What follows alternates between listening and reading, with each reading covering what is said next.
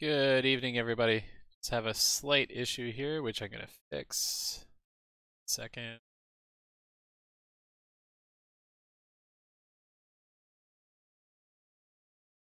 That's interesting.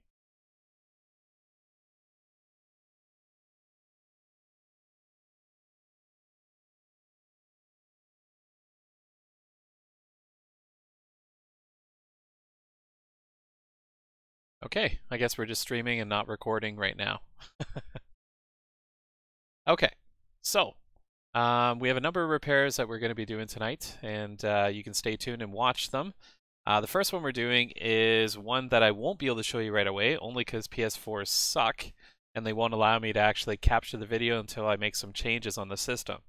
So we're just replacing a hard drive in a PS4 right now. Um,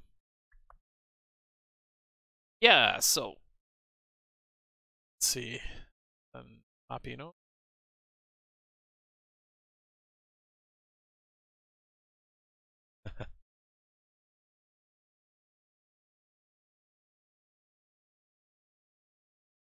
Okay, I believe it is done copying over. So we just replaced a hard drive, and part of the problem with replacing a hard drive is you have to update the system with the latest firmware. So I'm just going to go ahead and do that. And I apologize for everybody else not being able to see this.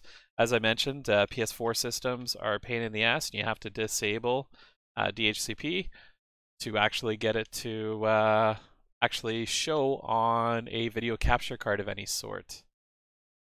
Oh. And apparently this card is not formatted correctly. So we'll have to do that process over again.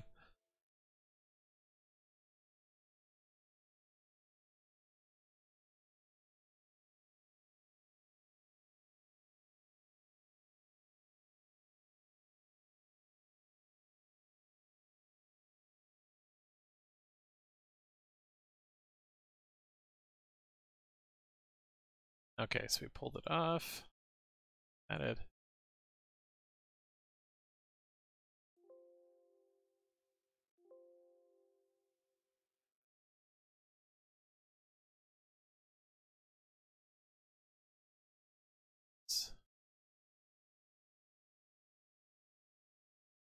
So there is a lot of repairs. We're actually flooded with repairs right now. It's actually even crazier right now than it was even before Christmas, which is unusual because everybody waits until the last minute to actually bring their stuff into us normally. So, just gonna paste that file there, and then I gotta wait for it to actually write. Nice thing about USB 3.0, nice and fast on reading and everything else. Writing is a little slower.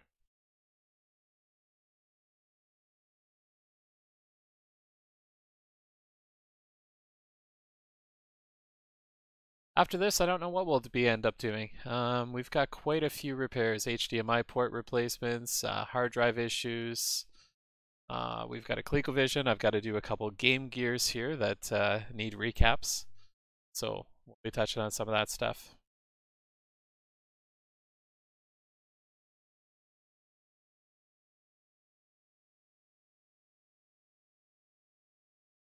Okay, so I've got that copied over.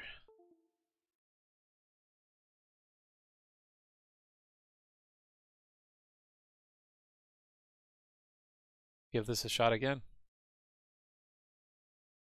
So if anybody ever does have any questions in regards to any repairs or any questions in repairs in general, please let me know. I'm more than open to answer any questions that you may have, as long as I can answer it.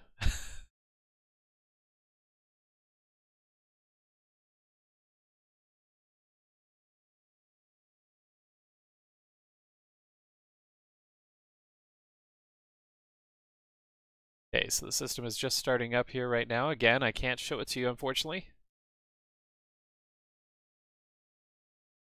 Once I change the settings on here, we can make it so that it'll actually show at least. Let's control clutter my desk a little bit.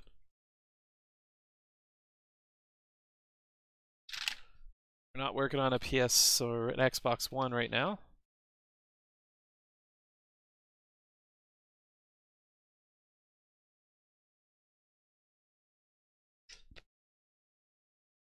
Today was kind of a crappy day. The streaming computer actually died on me today, even though the hardware is pretty new. And in order to get it up and running as quickly as possible, we ended up replacing the main board, memory, and maintain the same GPU, but we actually were installing a few other components. So I installed today the 10 gigabit, and apparently I can't find the file. Let's try this again. But installed a 10 gigabyte card, a quad video capture card also, so we can actually stream properly. And you know what? I didn't put in the right directory.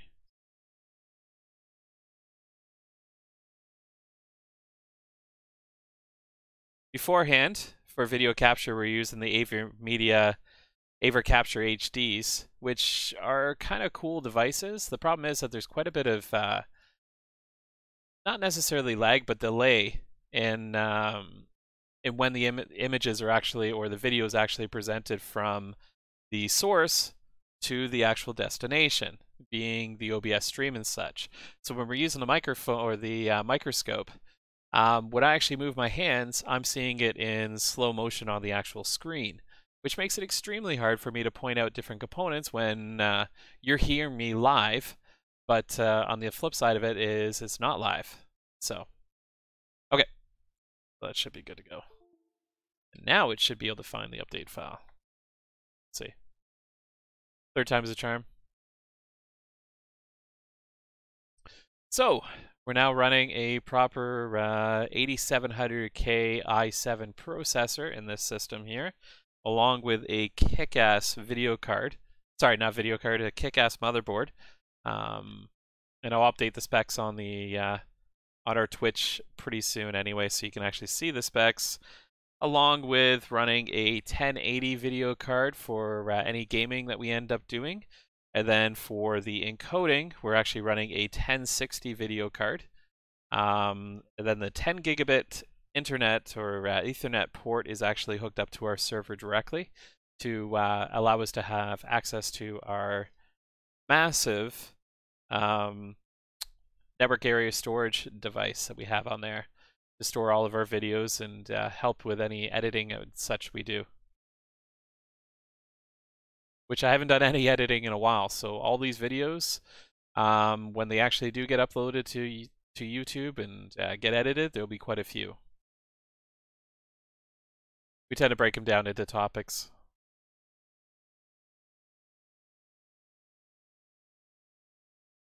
Okay, so once again, I can't actually show you this on the screen yet because PS4s suck and they don't actually allow you to capture through a video capture card, but in a second here, once we get the update done, I'll be able to show you what I'm actually seeing. So this is just a hard drive replacement that we're doing right now on a PS4. This system was actually dropped. Luckily, there's no physical hardware issues other than the hard drive itself. So relatively inexpensive. The majority of the price that you're paying for is actually for the hard drive itself, not for the labor. The labor is pretty easy.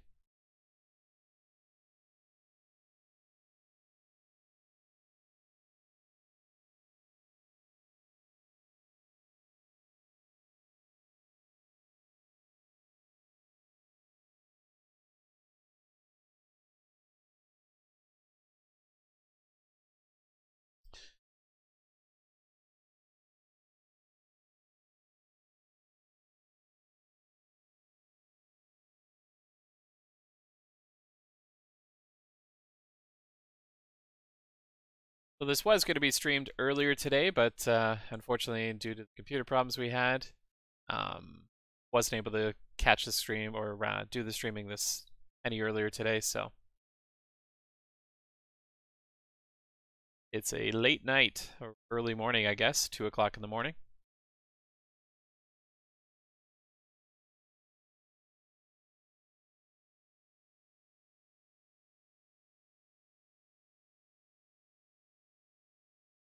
So if there is any repairs that you want to see done live on stream, I can take a look at those kind of things too.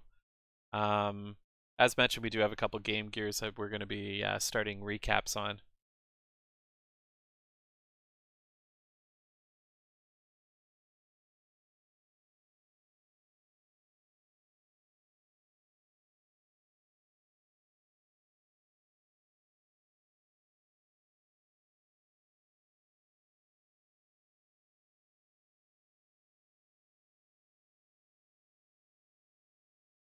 Man, taking a while. We should have played a game in the meantime.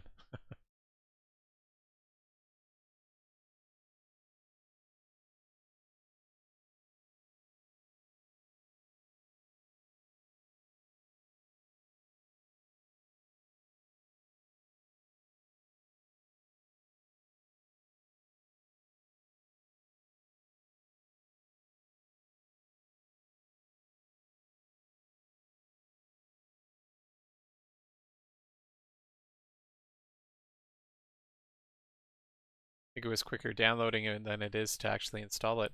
And the updates on the PS4 keep on getting bigger and bigger. I think we're just touching the 1 gigabyte mark for the full updates on the PS4. So it does take a little while, especially for a new hard drive installation. I can actually show you.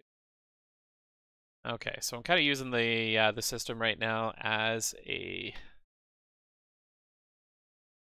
just using the system right now as kind of a rest for my mouse.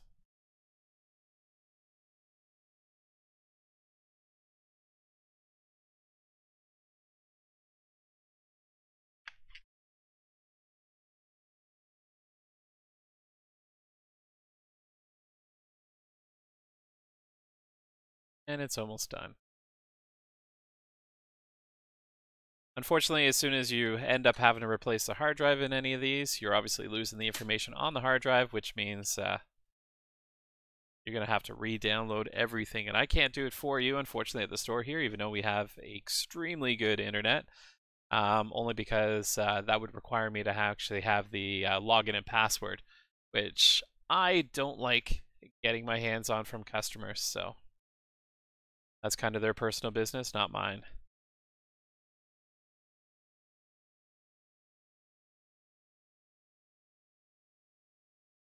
Like a constant battle to try and keep my desk area clean here.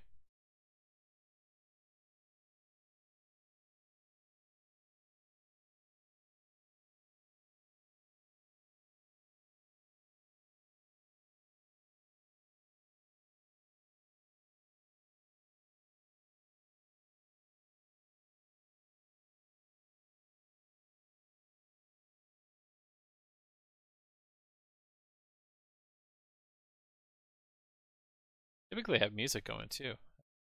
Have music. Let's try and change that quickly.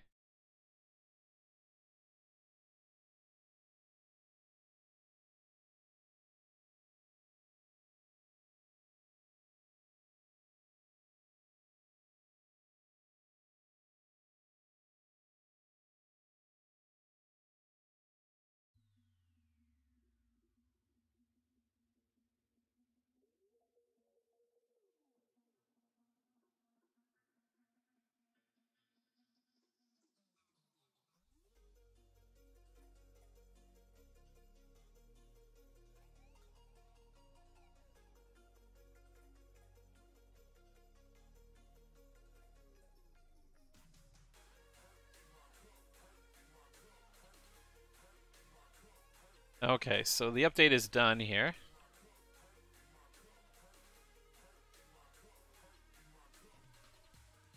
Just got to get through the basic setup here.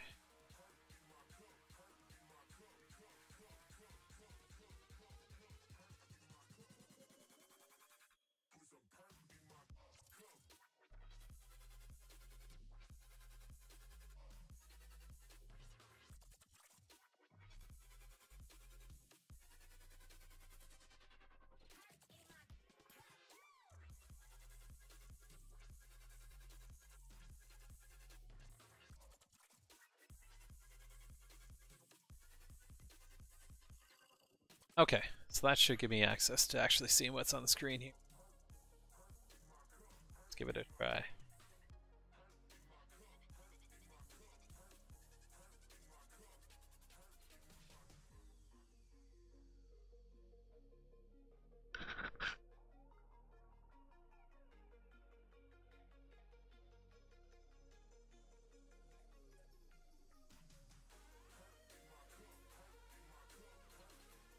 There we go.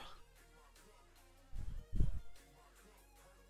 unfortunately, actually, it's just to show you, if you're ever streaming with a PS4 or PS3, this is what you have to do. You have to go to the system menu and actually enable or disable the HDCP. No idea why, but it won't actually show a proper picture unless you actually do that. So here we have a system properly set up again. We're just going to check the internet and make sure they actually have the latest update on here. So.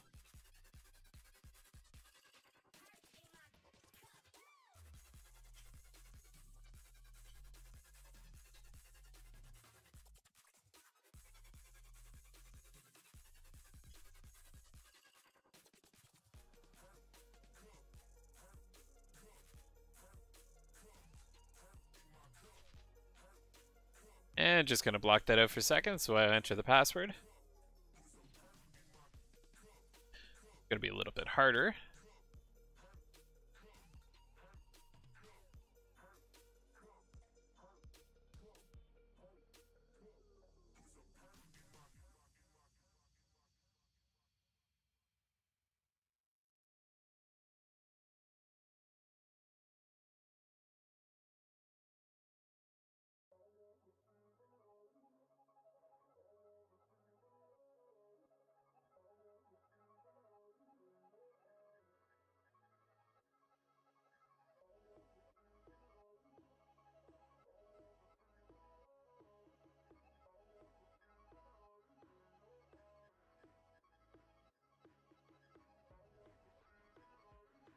Want to make sure everything else is working properly.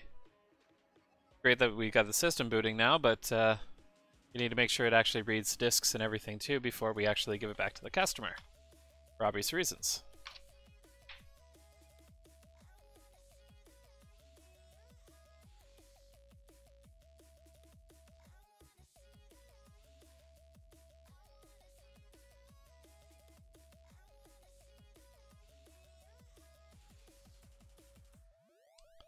I don't know how talkative I'll be this time, only because it is frickin' late here.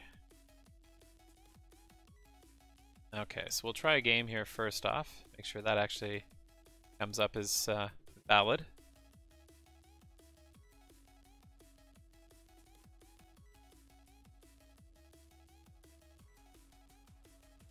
There we go. Call of Duty Ghost.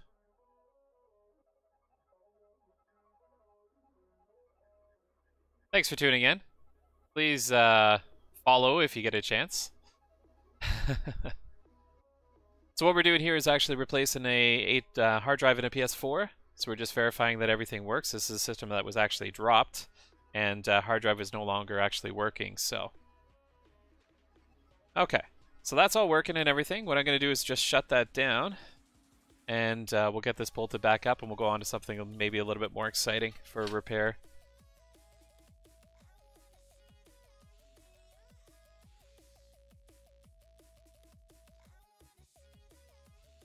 Properly away.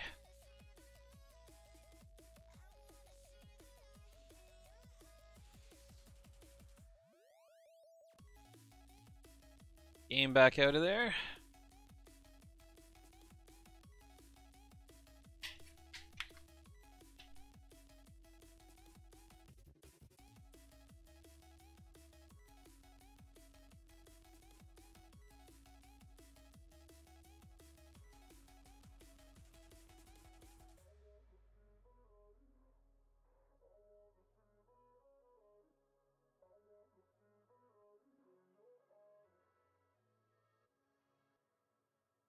Just waiting for that to shut off. So this system here actually had quite a bit of damage on it. The one corner was is extremely loose on this at the front corner here. But, I mean, there's only so much you can actually do for that kind of thing, so. Okay. So now, secure the hard drive. There is one screw here.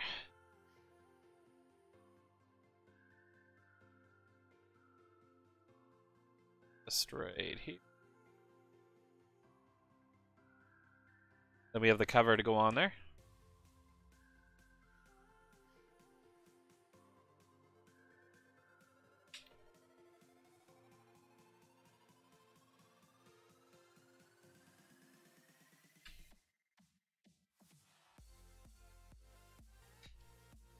There we go. So, cover's back on, hard drive's back in, system has been updated, all good to go. And we'll over here. Start making a pile of completed systems so we can give the customers a call in the morning.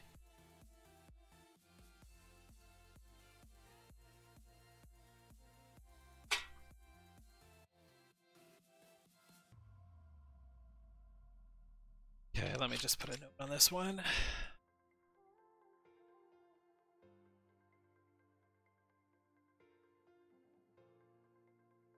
Okay, let's see what else we have.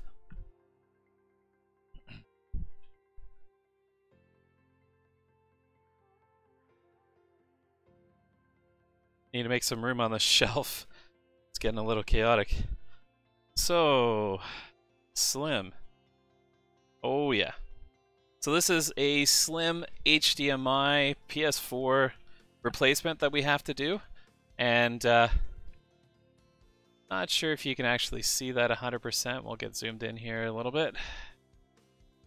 So the actual port itself, which is this guy here, normally isn't supposed to be pushed in that far. It's supposed to be pretty much even. So this is when it's going to be pretty damaged, and I'm hoping that the traces aren't knocked off the board, but we'll find out in a minute. So what we're going to do is, the Slims are interesting because there's not much actually holding it together.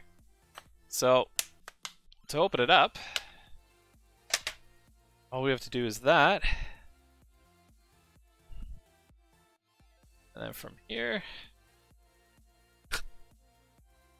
apologize for the glare, we'll get rid of that in a second anyways. So we need to pull the actual power supply,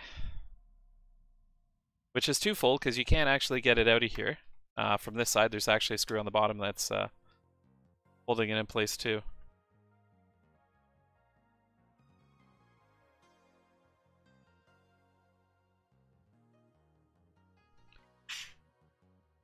And still glare. Awesome. I love glossy things. Okay. So we got 3 more screws to take off here.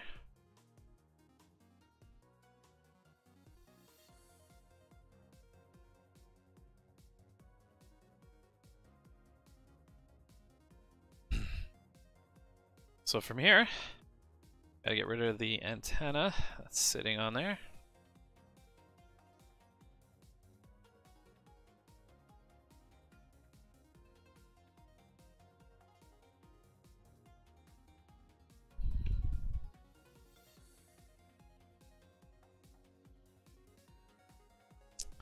Okay, so we freed that up. Now we got to go to the back side of the system.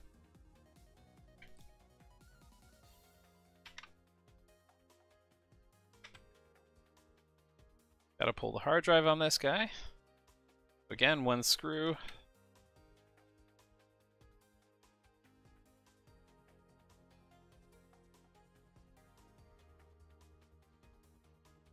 That aside. Here, just gonna grab the tab, pull out the hard drive, put that aside because we don't need it right now.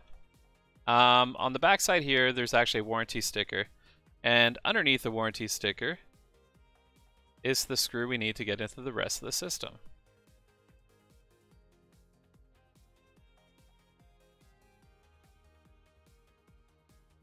And then we'll just put our own warranty sticker after it's actually a working system in the end.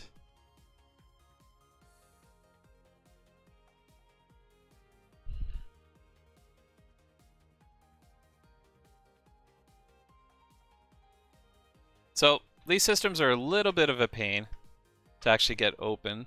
Usually I have to use an actual opening tool. Actually, you know what? I can use the metal one because we don't usually cause any damage to it.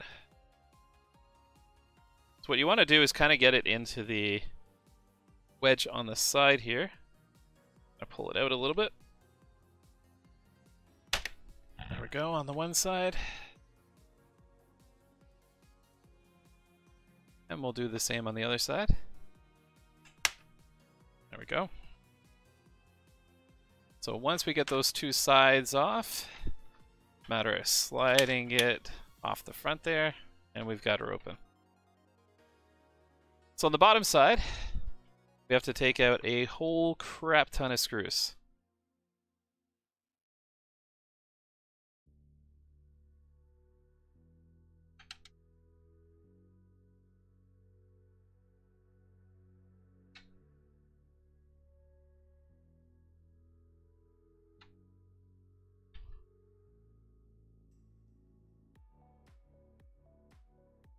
Basically, we have to pull out this whole motherboard. So every single one of these million screws, and I have no idea why Sony decided that 100 screws were better than 10. Because honestly, this is overkill.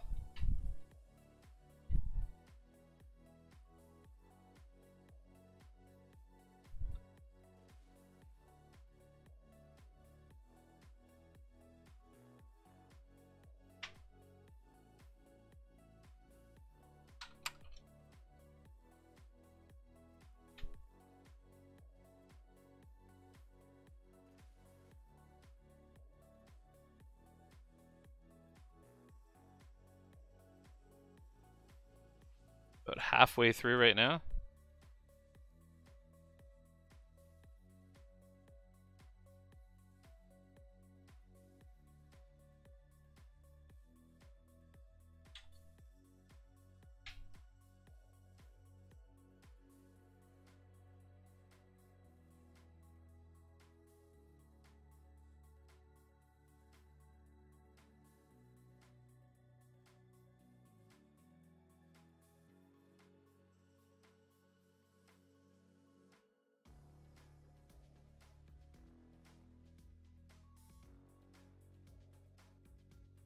It's a long process.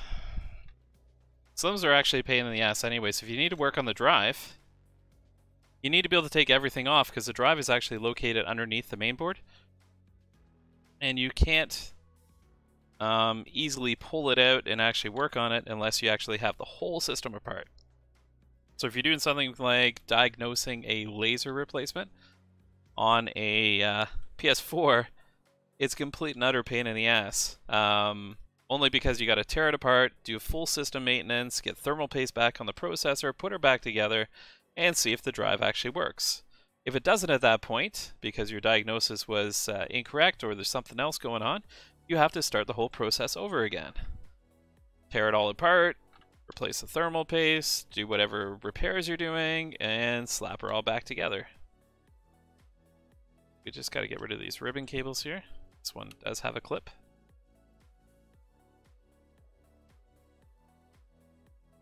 The other part we'll have to get rid of is the antenna, and we'll have to pull the tape back to try and rip this one. Sort of worked. Okay, so we just need to pull it to that position. From the back side here, we'll be able to take out the power supply now.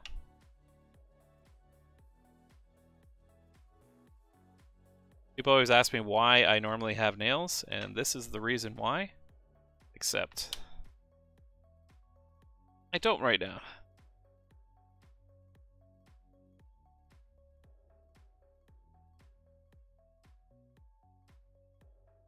Okay, so just wiggle that out there.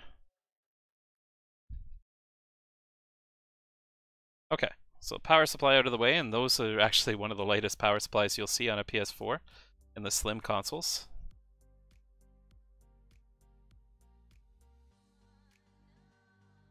Remove the antenna on the back there.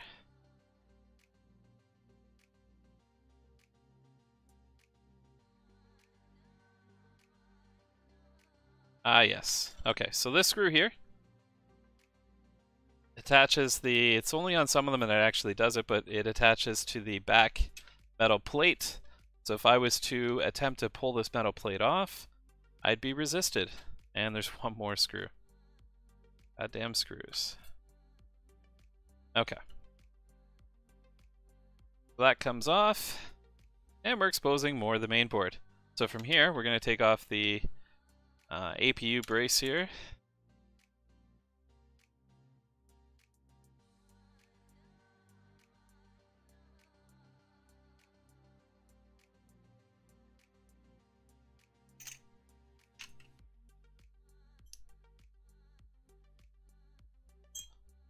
Okay. Last things we have to do, which I wish I knew where needle nose pliers were.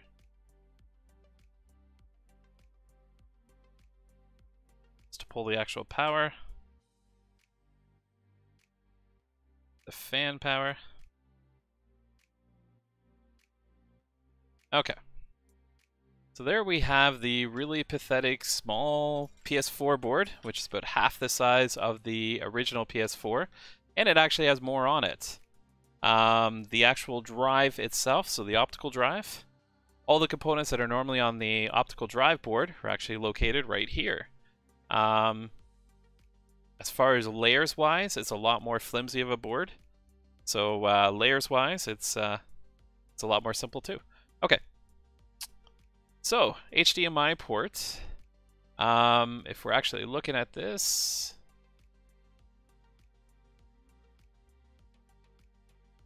so the HDMI port itself normally sits in pretty far. So if I give that a little, no, it won't push. But normally you can actually see contacts on the back here, and you can see nothing. Let's see if we can look under the microscope a little bit better. Okay, so there's the HDMI port there. And normally, you don't see any of this because it's actually located in. And these pins here are lined up with the metal part. So it's had a pretty good impact to cause it to go into that position. What I'm hoping is that the contacts underneath, or the pads on the actual main board, are intact. There's probably a good 50-50 chance based on the damage here that those pads are probably lifted too. I'm just looking firsthand, trying to get a look underneath. And actually, doesn't look that bad so far. Doesn't look like they're lifted, but it's really hard to see. So we'll pull it off, and we'll see what we come up with.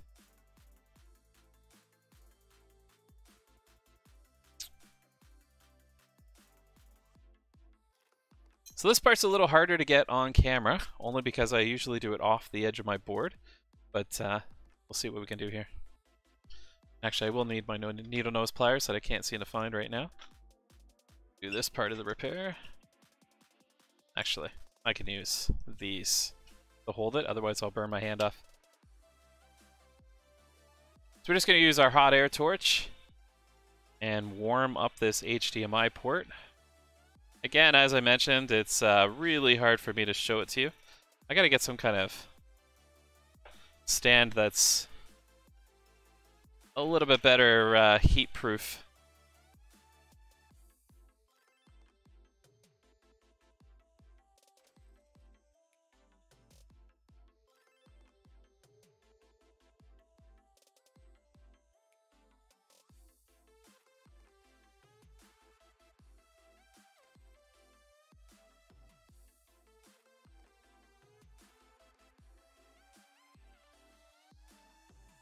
Okay, so old port is off, and we'll take a look under the microscope and see what it actually looks like.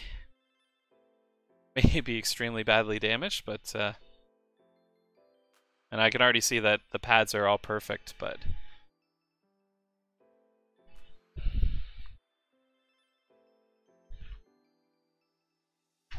and of course I'm really good at running over my headphones all the frickin' time. Okay. So we'll get that air off because that's kind of noisy. So here we have the HDMI port pads. And as you can see, they're actually in really good shape. So we will clean them up before we end up using them. And I'll be using my HDMI ports for the Slims or Pros on this guy. I have more coming in. I think it should be coming in tomorrow. So, okay. What I typically do is we'll freshen up this solder that's on there with some nice leaded solder.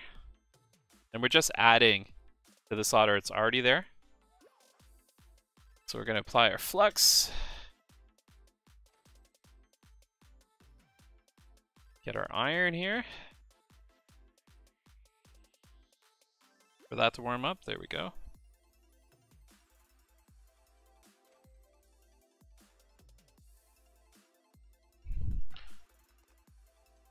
And we're just going to drag across the pads.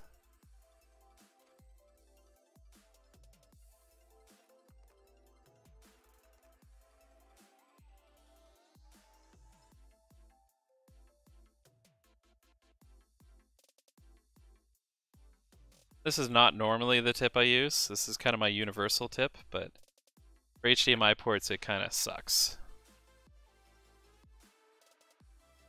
Apparently with late night, I'm kind of shaky. Not normally shaky, but...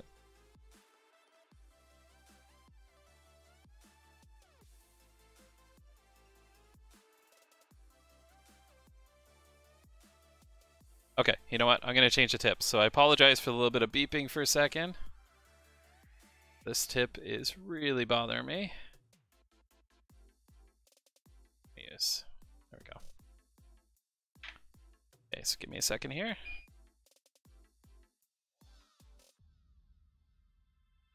Like I said, kind of loud. I don't know if you can actually hear it, probably only when I'm talking. There we go.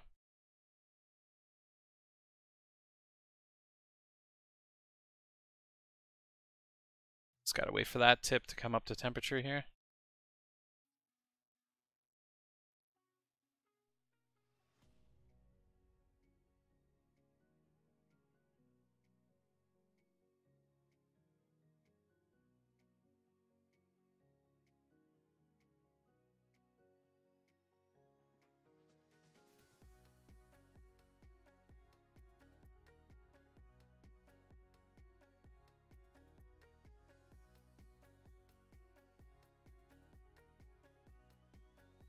That's a little... Okay, so we got a good layer of the leaded solder on there, which is a hell of a lot better than the other stuff that was on there.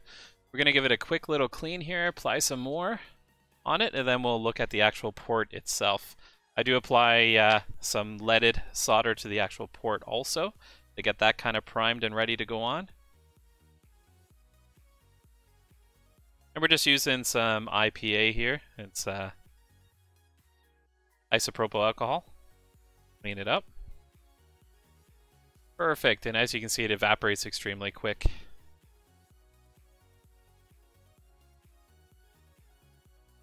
Okay, so the port itself, we're going to do very, very similar to what we did on the other.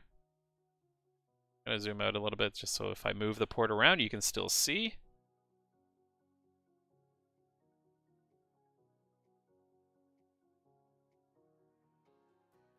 Okay. Got the flux on there. Get my tip. Fresh solder on it. And just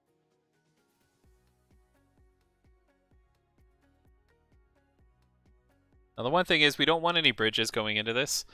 Usually the bridges will fix themselves, but if it doesn't, it's an absolute pain in the ass after the fact. So that's pretty good. And once again, we'll use some IPA. The only thing you don't want to have is any of the flux going on the actual port pins that are actually internal that the cable hooks up to. Okay, so that looks pretty good there. Now the challenge is actually aligning the board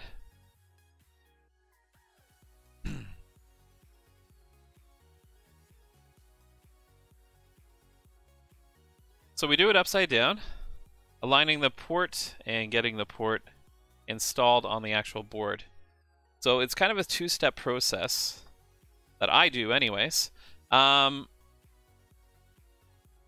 we have the actual port here. And what I typically do, just for convenience sake to hold it in place better, is I'll grab it with the pliers here. Then in order to keep it in place, so I can actually let go of it, not have to worry about it, I just grab an elastic.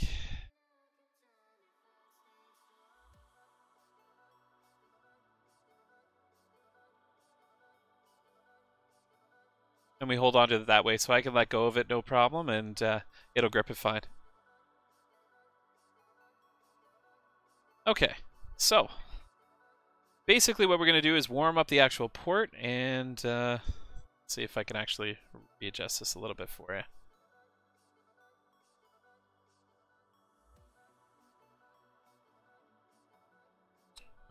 So what we're actually going to do is kind of position the port where we need to. Once the solder actually gets liquefied, we'll be able to push that port properly into place. Through the mounting holes, we'll get it up to temperature, and then from that point, we'll go through a secondary step to get it properly soldered on there, nice and tight.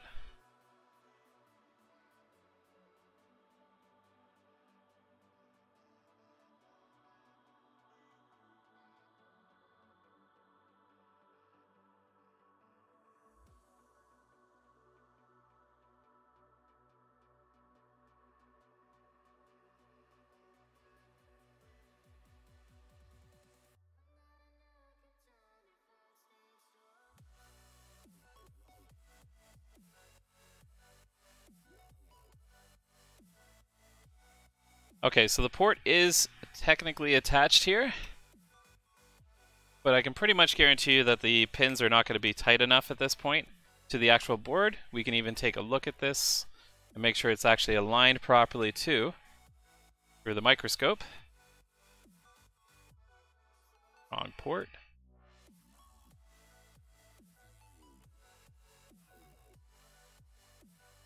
So looks like the left side there is properly aligned. So this area here is properly aligned. And as you get further, you can see that there's actually almost like a space there. That's what we want to try and eliminate. So what we're going to do is we're going to go back the desk. We're going to grab a little bit larger pliers. And I mean, you can use whatever size pliers you want. But what we want to do is reheat up the board and just apply a little bit of pressure to the port in order to get it nice and flush with the board itself.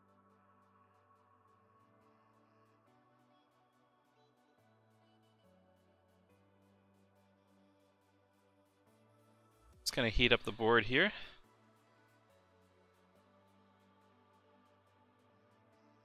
We don't want to really apply any major pressure. Just get this port a little closer to its target position.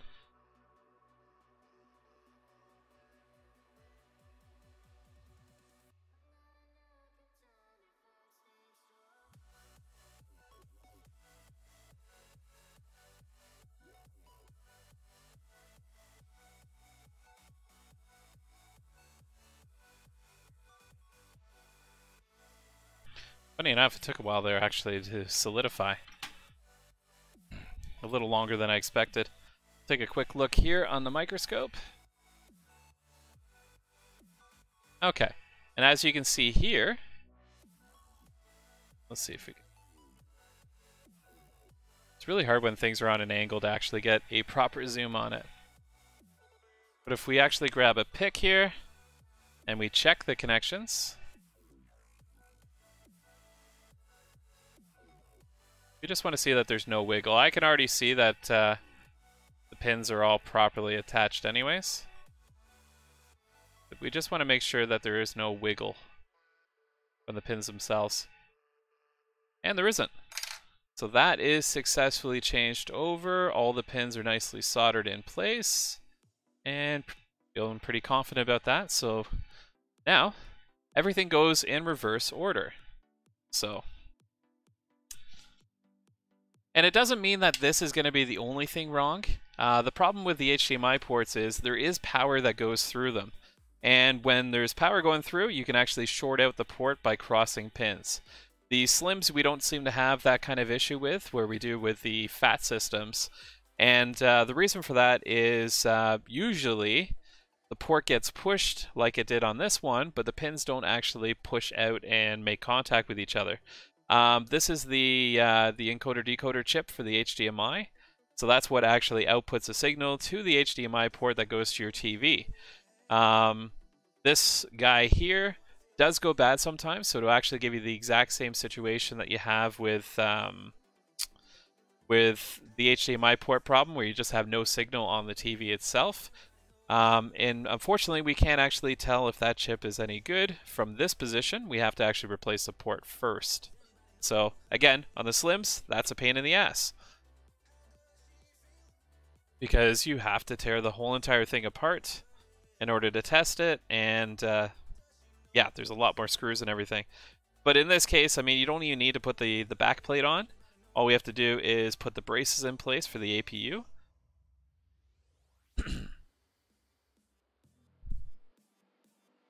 I'm pretty confident in my work, and the decoders don't go bad too often, so I typically put it all back together, but you don't need to if this is your first time. I highly recommend it that you don't put it all back together first.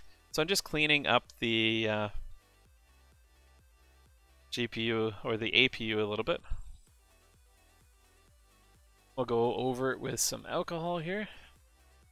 Actually, I'm going to use some gloves only because the alcohol dries my hands out completely. If I can figure out where the hell somebody put my gloves.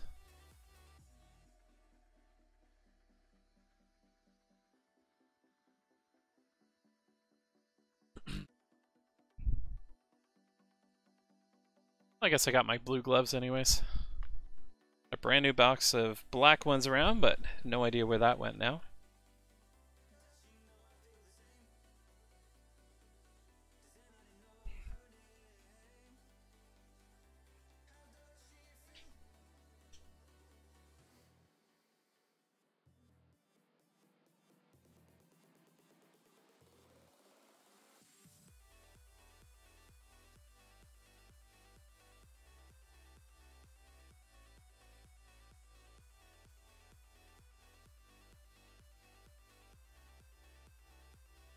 So again, just using some IPA, cleaning up the contacts here before we put the new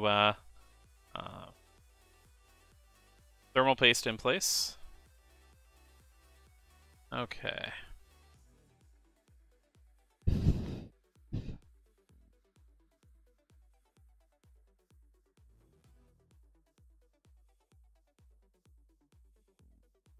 It's amazing how small they actually have the die size on this thing.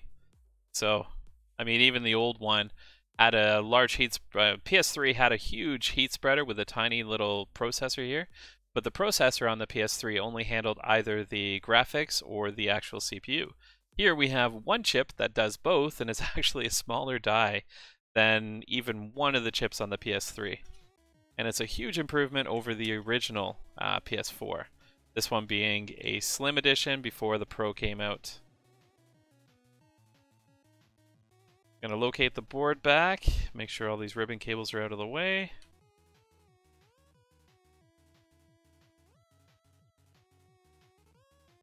And I mean, you could do it in whatever order you want. I'm just kind of in a little bit of a routine on the way I tend to do it. Okay, so we need that piece on there.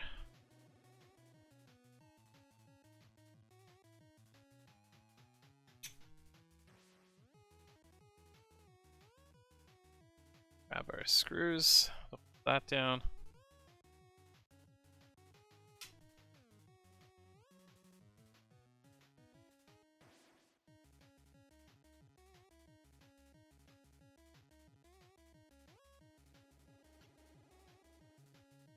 And again, PS4s are kind of shitty that they don't allow me to actually show you the video firsthand. What I'll do is I'll turn the camera around so you can actually see the TV to some degree, so you can actually see it right away before I have to go into the settings and actually make changes to it. So.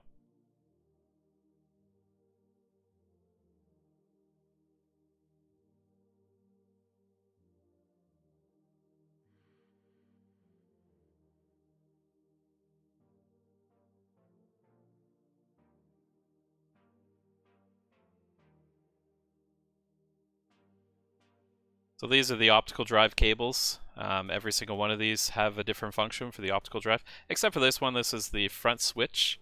So the actual button presses, the piezo speaker for the beeping. Okay, so that's pretty much it. Now we just have the metal plate. That out of the way. And the 10 million screws themselves, so.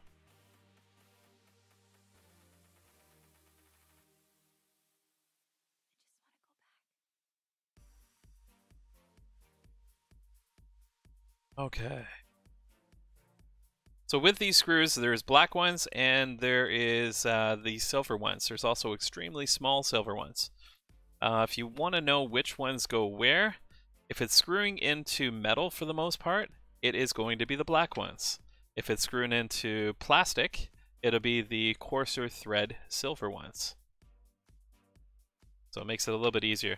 There is extremely short ones that sit extremely flat. So this guy here, which I'm sure you can't very well see very well, but these guys here, there's two of them that go at the top here.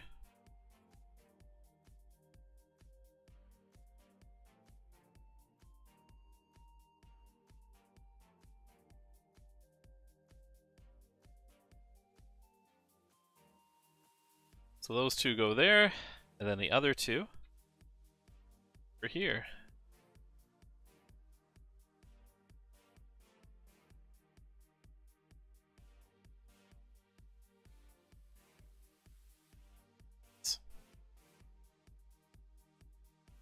Sorry about getting my head in there.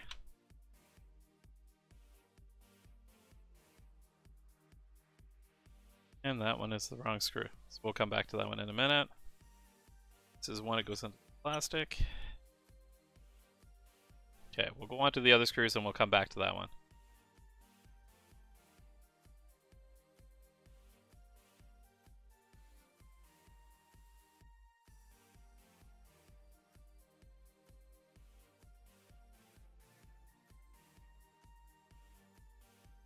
Magnetized tools, absolute must. If they don't come magnetized, you can actually buy a small magnetizer from most of the auto parts stores that will magnetize it for you, and then you just got to keep it up a little bit. Some screwdrivers lose their magnetism quicker than other ones, but usually, once every 6 months I have to remagnetize my tools.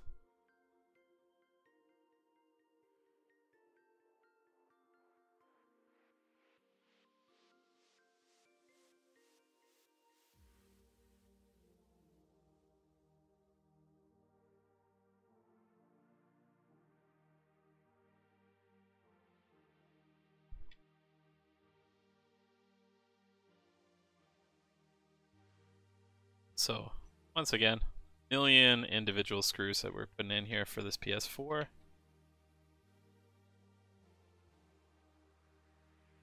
Way too many in my opinion.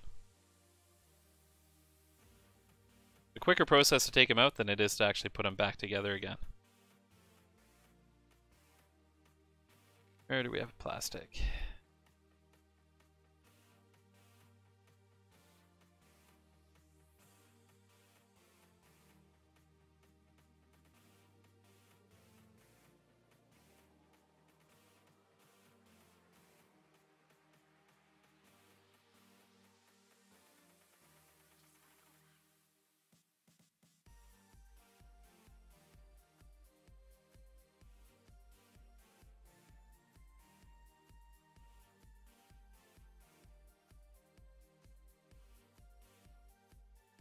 Holy crap.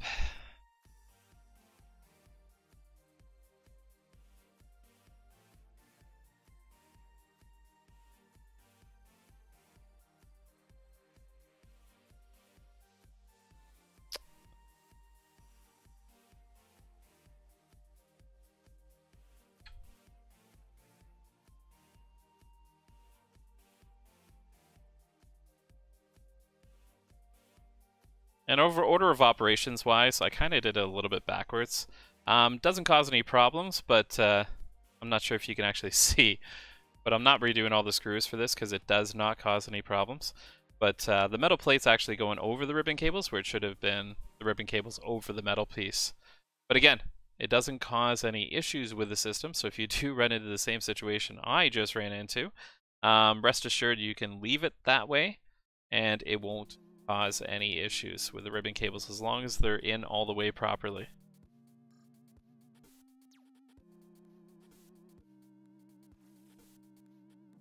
There's the other little guy.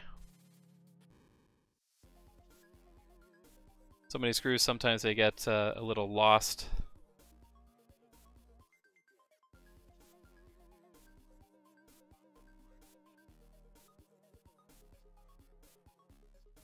Okay. Screws there down. There's...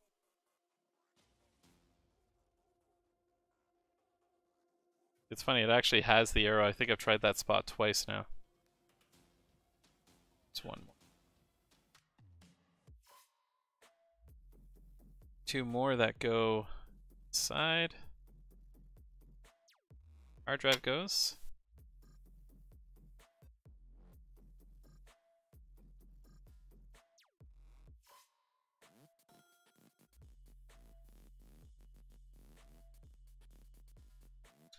And I believe screws are now in place.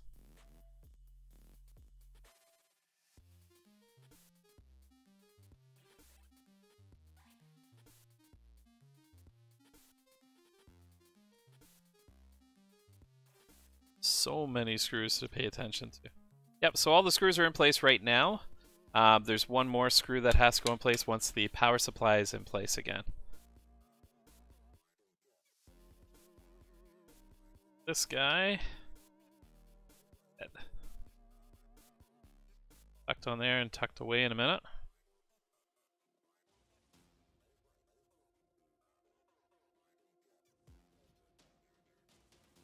Almost forgot the antenna.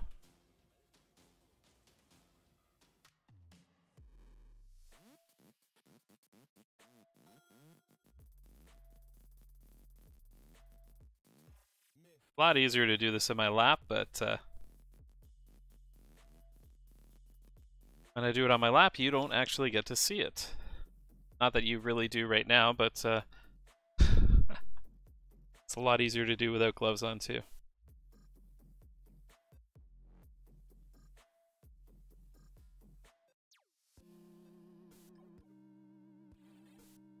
I don't think I've ever struggled on this power cord.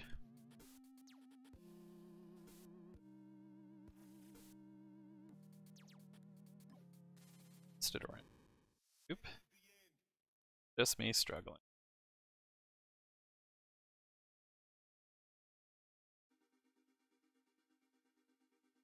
I don't no idea what the hell's going on here. There. Snapped in place. Okay. The one thing we have to do is get this antenna into place.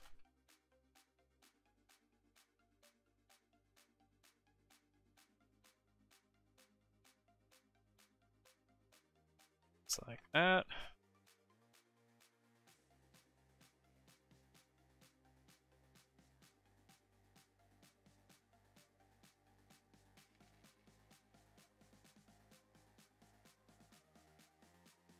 There is the other screw.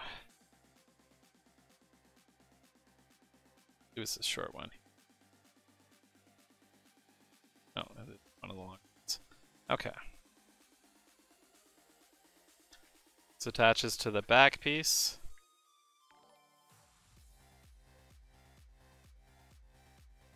Thanks for the follow, Stardoon. Appreciate it. I guess there's one more closer anyways. Okay. So then we have this one last screw here, which secures the antenna in place.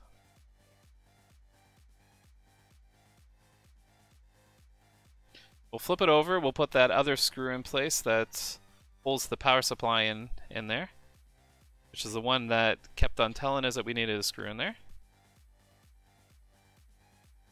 Okay.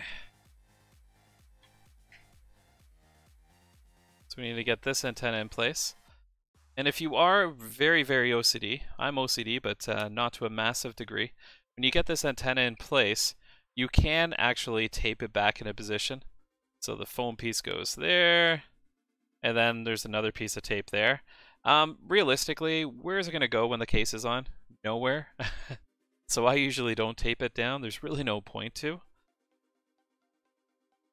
Okay, and we've got the system reassembled, so we're going to put the screws back into the power supply here.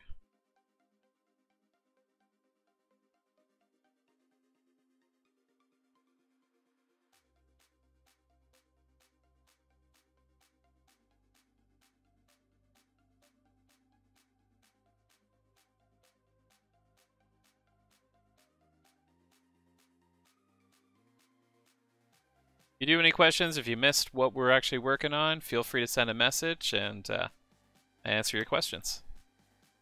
If you have any questions as we go along, please let me know. Okay.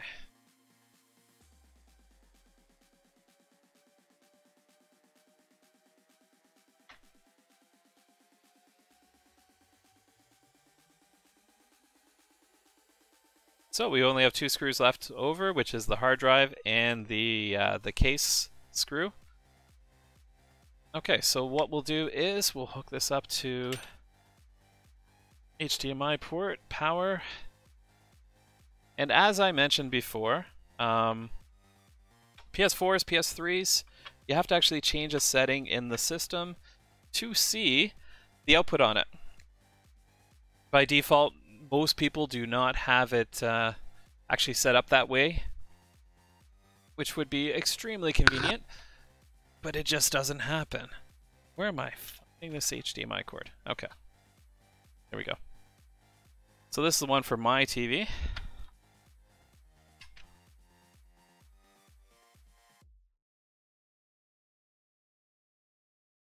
So what we'll do is power it on.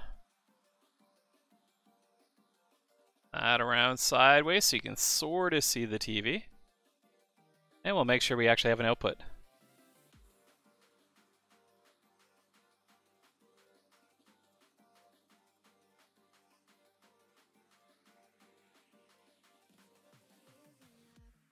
So black screen is better than no screen. Oh, there we go. So it did start up. We have picture, which is perfect. I know you can't see that very well, unfortunately, based on the limitations of the system. But, you know, port shouldn't flash at all when you're wiggling the HDMI port, like I am right now, pretty aggressively wiggling it.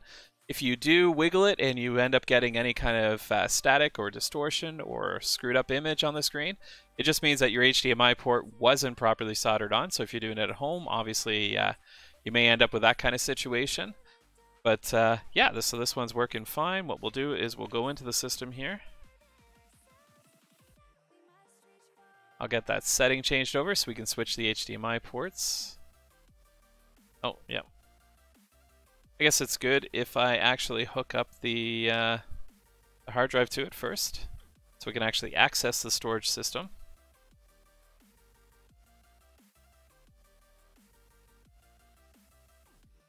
PS4s are interesting because the hard drive actually mounts upside down.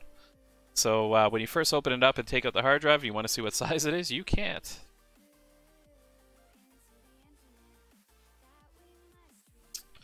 Okay, so I will have an image on the screen in a second here.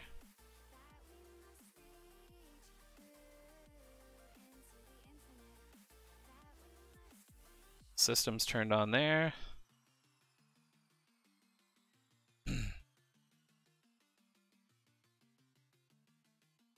Again, really, really crappy image for you guys. We're going to be solving this by actually getting a splitter, which I'm hoping there is a lot of splitters that end up actually changing over the way the system handles it, so it thinks it's a regular TV, and it won't encode the picture. Which means we can actually capture it straight out, so you can see it the way I see it on my TV here, nice and clean. Which you'll see in a second anyways. So as with all of our systems, the one thing we end up doing after we change out HDMI ports and everything is making sure that the system actually functions properly, because we have had the system completely and utterly apart.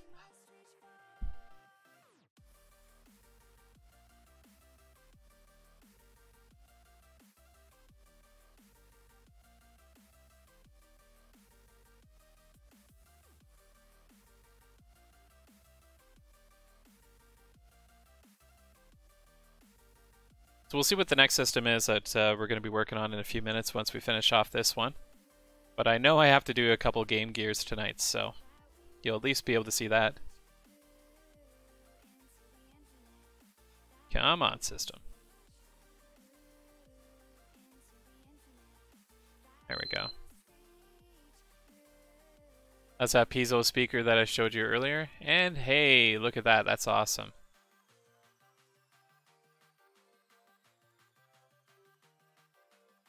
Let's go for a regular password that people use. Nope.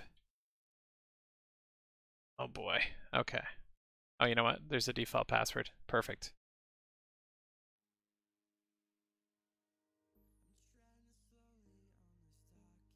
I go into systems here, turn off the HDCP, and from there, I should be able to change over and show you guys what I'm seeing.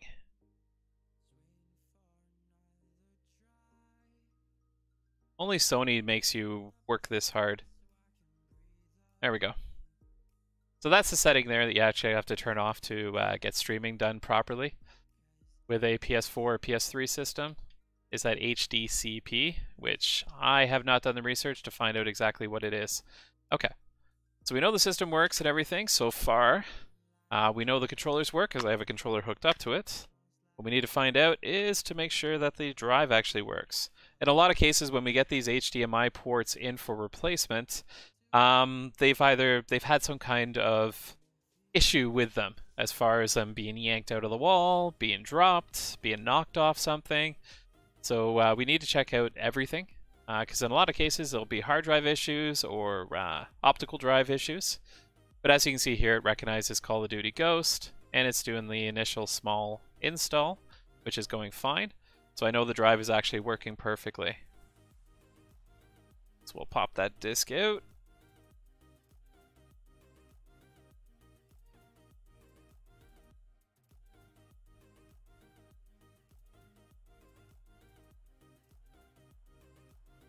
Make sure the network, actually,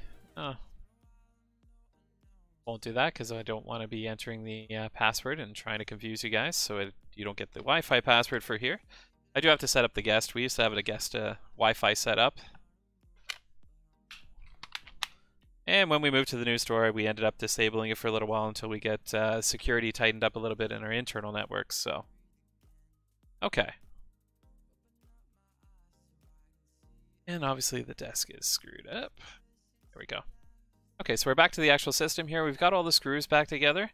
The last thing we need to do is actually button everything back up again. Get rid of that controller for a second.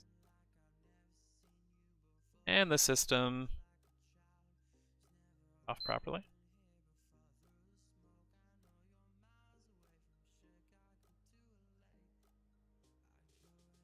Okay, so this was an HDMI port replacement on a PS4 Slim. A little bit different than the FAT system, a lot more screws, a lot more effort. Typically it takes me about another 20 to 30 minutes on a Slim, but we do charge a standard price for the HDMI port replacements, and we do a crap ton of them every single week. But typically I can get it done in about an hour, hour and a half.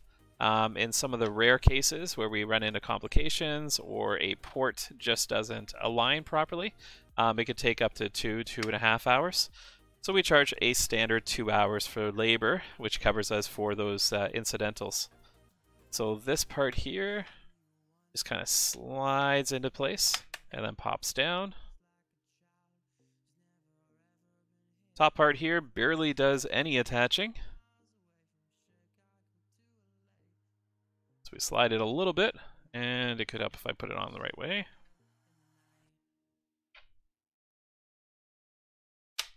And then just kind of clips in place. So there is one security screw on the back here that we need to put in place.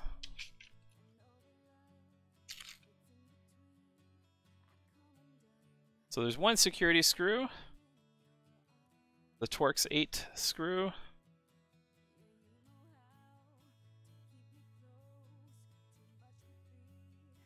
and it basically goes right there.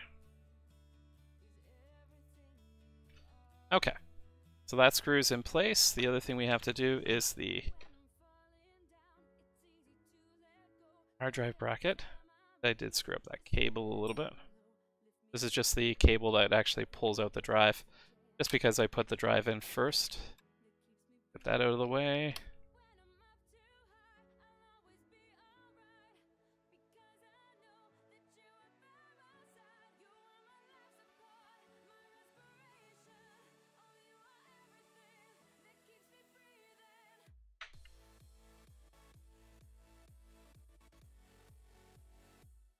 And we'll get this plastic piece in place. Okay, so there we are there. That's another system down, which is perfect.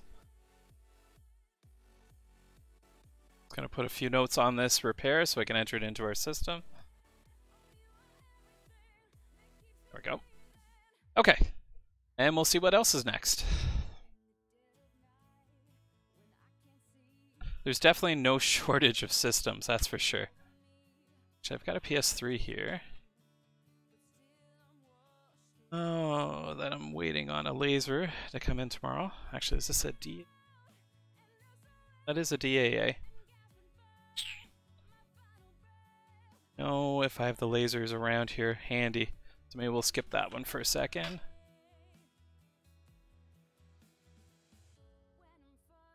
I know you can't see me grabbing these systems. Okay, so here we have another fat system that definitely has an HDMI port problem. We do so many of these systems. So, let's see if we can actually zoom in here. Gonna be a little hard to see. Unfortunately, I can't get it under a microscope either. Just take a quick look here, quick gander. Okay, so in the HDMI port, you can tell that it's actually pushed up. It's actually opened up a little bit here. But on the inside, which I wish I could show you a better picture, there is actually a couple bent pins. And when we open it up, you'll see on the actual port, when I show it, that there's quite a few pins out of place.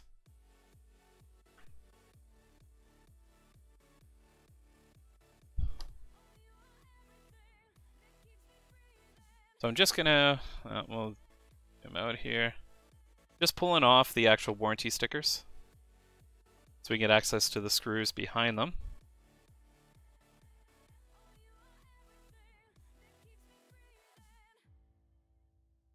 And the other systems I did finish there. We didn't put any new warranty stickers on. I tend to do that off air. I'm sure you guys don't want to sit there watching me put warranty stickers and entering the information into our system here. So it does get done, but off air. Okay, so all the warranty stickers are off of it, and I have access to all the screws. On this one, this is a first generation PS4. There is 4 security screws here, all Torx 8. Have to remove in order to get the covers off. And the covers can sometimes be easy, sometimes be hard to get off. Actually, this screw here, that belongs to the other one. My mistake. That's the reason why we put all the screws in one place, just to make sure that we actually know where the hell they are. Okay, so just going back to this one for a second.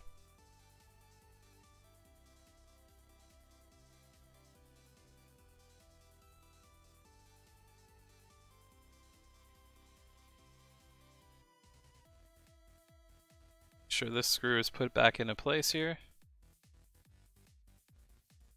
This just stops the hard drive from being able to be pulled out without taking that screw off.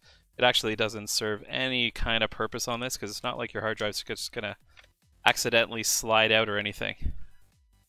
Okay. Let's go back to this other PS4 here. So, to remove the case, see, this one feels like it's almost been removed before, because that was extremely easy. Sometimes the case is a lot harder to take off. Holy crap. Okay. This guy's getting a 2-for-1 special. As you can see here, absolutely coated. This thing had to, even when it was running without the HDMI port problem, I can guarantee you this system was running extremely loud. Just based on the amount of dust bunnies, every single port on it is completely stuffed. I can already see on the heatsink itself, which is just under this area here, it is loaded with dust. So there's a better image for you. So the actual fan turns around, moves the air from the system, from the front of the system, pulls it in from the sides, and pushes it out the back power supply. It pushes it by this heatsink, which actually sits on the APU, and a lot of this dust, this major clumps of dust, actually gets stuck on the heatsink on the inside there. So on this one, we'll have to pull it down a little bit more. We'll have to pull off the metal casing that exposes the heatsink and get that cleaned off too. What I'm going to do is I'm just going to mute the mic for a minute, just so you don't hear the air compressor run, but I'm going to power up the air compressor.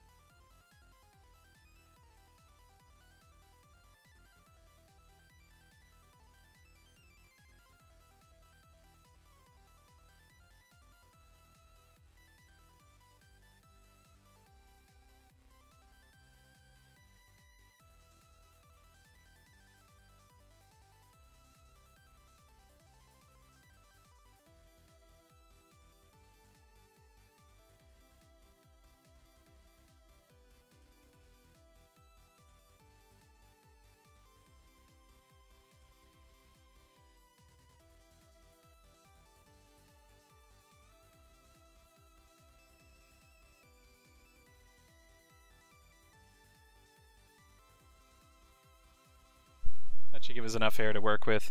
Okay, so I'm going to do this off camera, the blowing out. This is just the initial blowout.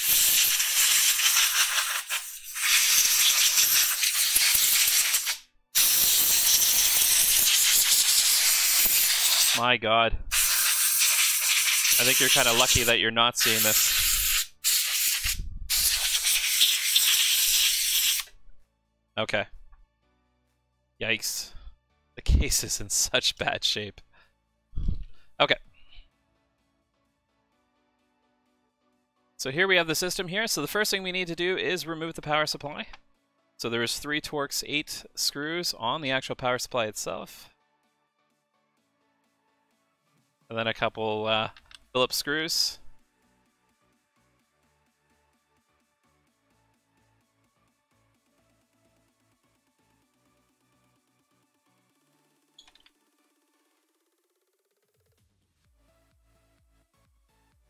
As mentioned, the fats are actually a little quicker. A hell of a lot less screws, less time consuming to get the main board out, which is a very good thing. But yes, we do charge the same price for slims and fats, because average-wise, it can take a long time for either one if you run into complications. So we'll pull the ribbon cable out here, drive, pull the antenna up, pull the power for the drive. There we go. That's all taken care of on that side. Depending on the model of PS4, there is sometimes another screw here, which ends up having to be removed, so you can actually remove the metal piece on the other side. What's wrong, Stardew? You didn't like the dust on there?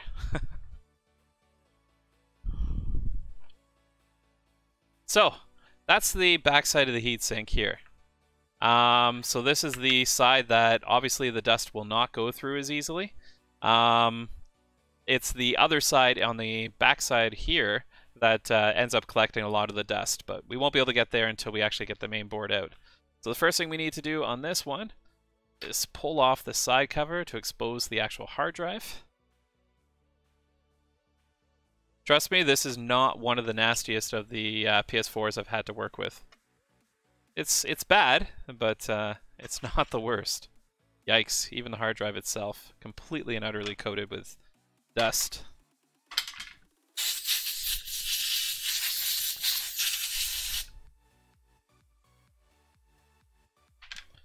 And we'll put the hard drive aside because we don't need that right now. So, might as well remove all the screws that we actually see here. These are all Torx 8 screws. This will give us access to taking off this piece, but also to start getting access to the main board itself, which we need to pull out to replace the HDMI port.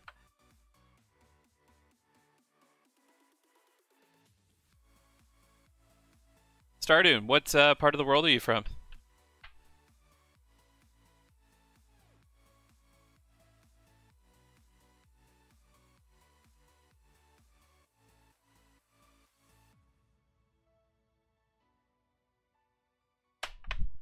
Okay, so this is the part that I end up breaking nails or cutting myself or whatever, only because it tends to be a pain in the ass to actually remove. So this is the touch sensor, so you want to pull up on the actual board there to start with, and then you just want to give it California. I'm sure you're having nicer weather than we are right now. Tends to be freezing rain outside. We're at -4. We've already got about a foot of snow out there. Yikes. Here's all the rest of the dust. But yeah, we're a little bit colder up here than you guys are there. Okay. So we'll continue removing all the Torx 8 screws here. That'll give us access to pull the main board. Afterwards, I'll have to clean up my whole work area. Yeah, you know what? I keep on forgetting too, US, you guys are in Fahrenheit. We are in Celsius. So our -4 is quite a bit different than yours. So to Fahrenheit. So this may sound a little better for you. So right now outside it is -4 Celsius, which is actually 24.8 Fahrenheit. So not as bad as what you're thinking in your head. Oh my God, how do you live out there? So 24.8 Fahrenheit is what it is outside. Okay. So we have the brace that holds the APU in place, or holds it nice and tight. That needs to come off. What's your temperature there right now?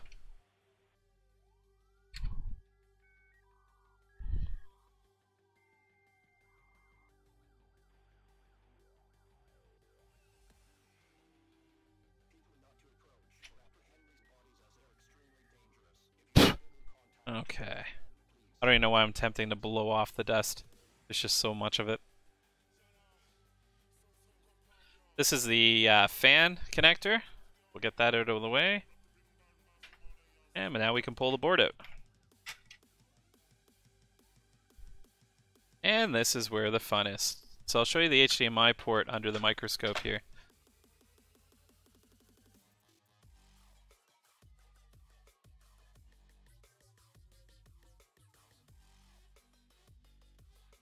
So those pins there are not supposed to be sticking out. They're supposed to be nice and flush. And this is where the HDMI ports we actually use are a version 2. It's the ones that are used in the second generation of the PS4 FATs. That is not even the right port. Let's find the right one here. So there you have the old port that you can see. And this guy is going to be the new port that goes in place. So solid backing on it, it stops the pins from pushing out as easily as they did here. So yeah, these pins are supposed to be inside the port. So very, very ugly, but if you look underneath, you can actually see that most of the pads look like they're intact. It looks like the port's actually pushed a little bit to the right. The actual pins are kind of not straight on the board. but it looks like the pads are actually intact. So that's good news. I was expecting worse. We'll move the whole case aside for a minute here. We'll look back at this board here. So I'm not going to worry about the dust or cleaning out the dust bunnies or anything else right now. We want to make sure that the system actually works. And actually, 40 degrees is not that warm. I thought California actually had warmer weather all the time. I wasn't aware it dips down to, you know, a little bit colder temperatures. 40 degrees isn't exactly warm. Okay. So this is the hard part to actually show it until I have some kind of setup where I can actually put it on a stand here in front of the camera. But we're going to take off the old port here, take a look at the pads underneath. So with the torch, we're just going to get this soldered, liquefied. And we're heating the whole entire area rather than just the pads themselves. So we're spreading out the heat, making the board nice and warm to start with. It'll help us in safely taking this out and actually desoldering the pins on the other side, because we're not applying heat directly to them, but they are such small items that applying heat to the actual grounding points here, or the mounting points, takes a lot more heat to melt the solder on these than it does on the actual pins themselves.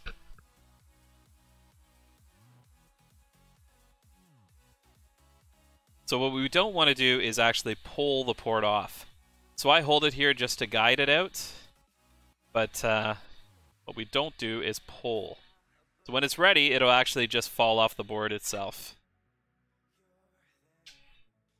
So there's the old port off.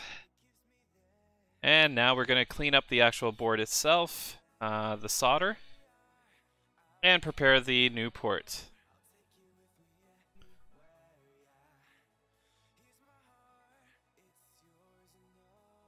Okay.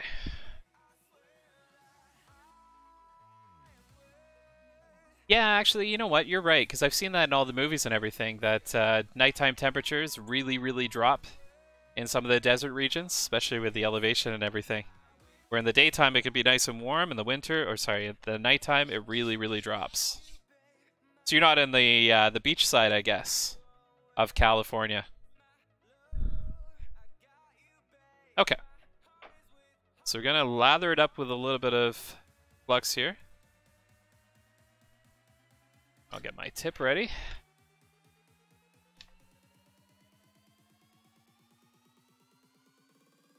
And we'll get some fresh solder on here. So they use, yeah,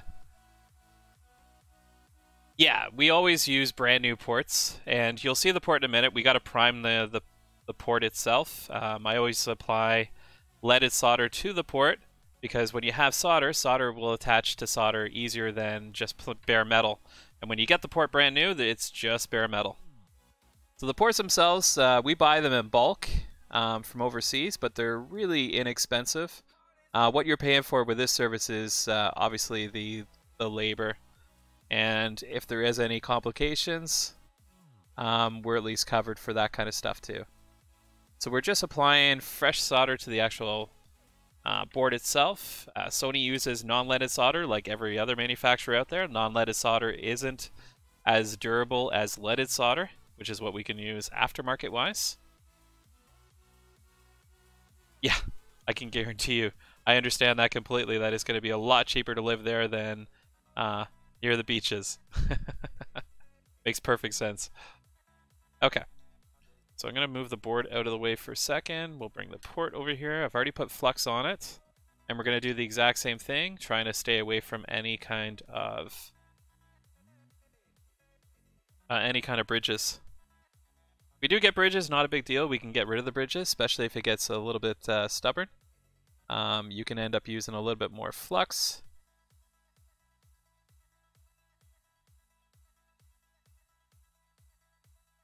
Yeah, it's kind of dry on that side.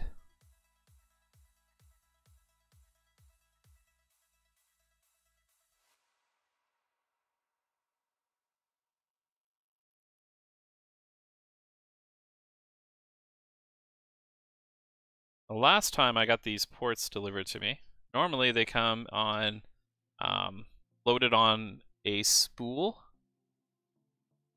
and they're in perfect shape. These ones, this one we have the bridge going on right now that I'm trying to get removed.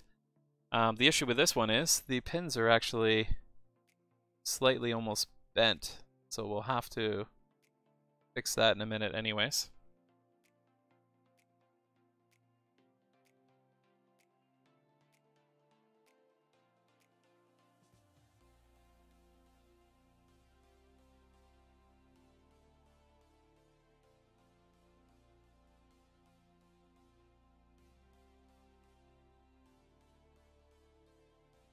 I should have checked this beforehand, but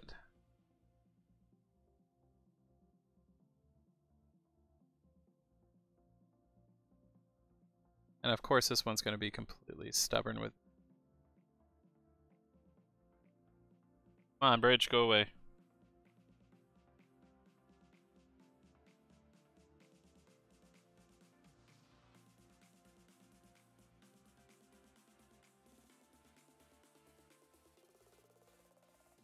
These pins are too close together.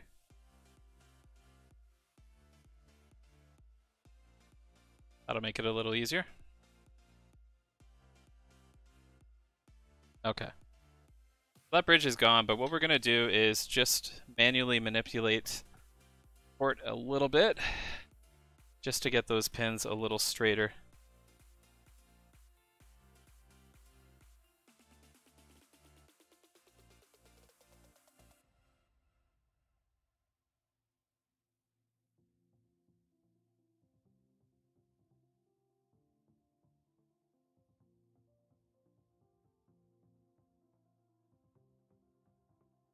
Swear to God, usually I have a very steady hand, but I think it's the late night. I haven't done any late night repairs in quite a long time. It's probably been at least a year or so. I feel like I'm getting old these days.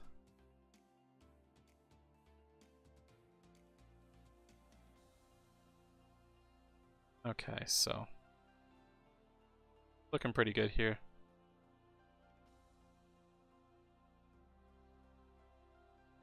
In a minute, I'm just going to eyeball it, make sure none of the pins are actually raised at all too.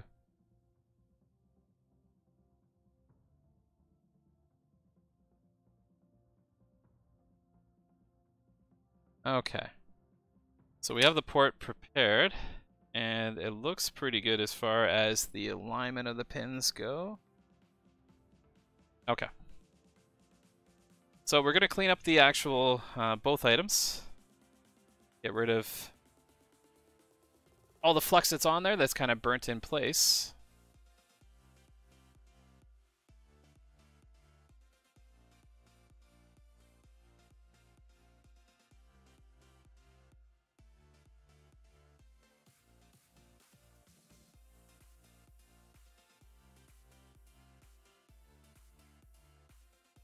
And of course you can't see it because I wasn't paying attention. We're just going to clean up the actual port, remove any flux, because the one thing we don't want is flux on the actual pins that the HDMI cable touches. Got the cord here. Come on. There we go.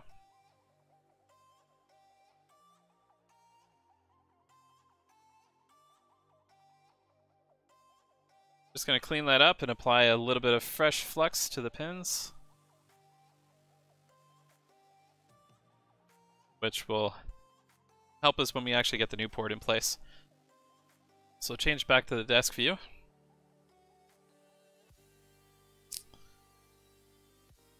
So I'll explain this anyway, since I do every single time. I tend to grab onto the actual port just at the tip there with a pair of pliers, in this case my strippers, which have pliers at the end. And then what I do is I grab an elastic just to hold it in place so I can actually let go of it if I need to. And it still holds the actual port, so just a little trick that makes it a little easier to get this in place. Let's get this out a little bit, more of a crotch shot, sorry. I'm sure people actually want to see what's happening here. And we do have a different camera setup coming. Unfortunately, it's not here yet, which will allow me to get better angles on the desk here. So what we're really doing is just aligning the port to the actual pins. That's the primary concern here. The ground pins are actually in place. We're not really necessarily worried about aligning the port to the board yet. That's a secondary step once we take care of this part.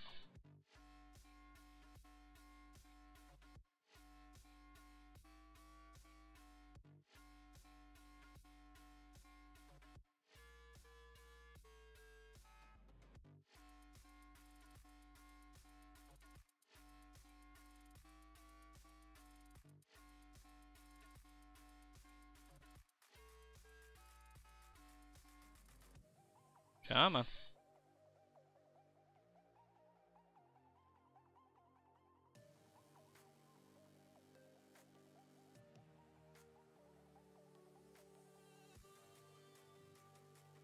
Okay, so the ports is on there right now, but I guarantee you it's going to be floating quite a bit, which is where the second thing goes in place.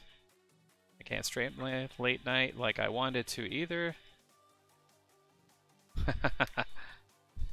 Yeah, I just hit, I'm going into my mid-40s here, so, but I've been doing repairs for a very long time.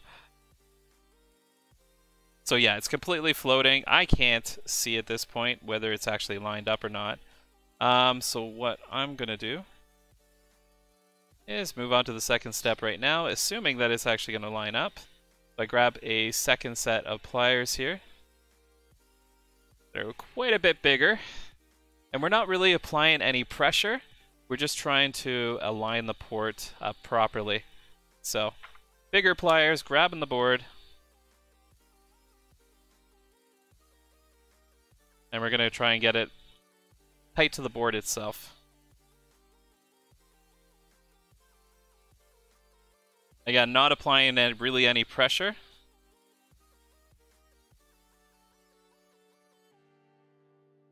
So what kind of stuff do you stream?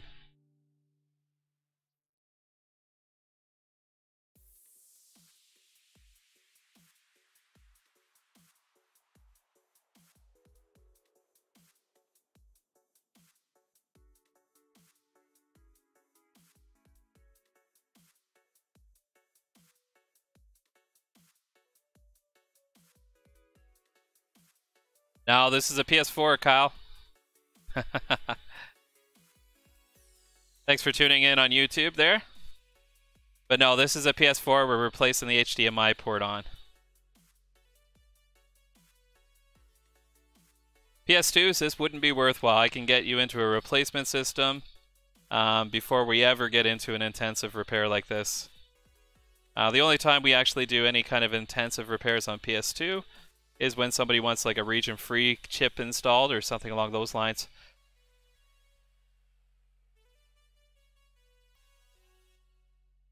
Okay.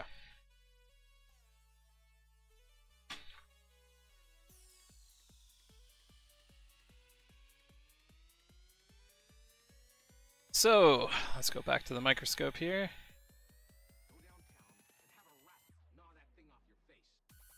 So, as I mentioned, the pins were not 100% straight to start with, but they actually aligned pretty good. And the port is actually sitting tight against the board itself. We're just touching every pin. Make sure that we have a solid connection on them all. Let me kill the heater there.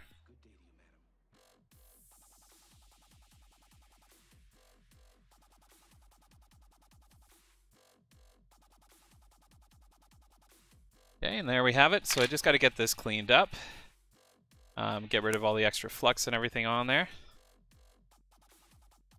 We use a no clean flux anyways, but it still looks messy. And I'm extremely OCD about how my repairs actually look. Not that anybody would actually see them, but...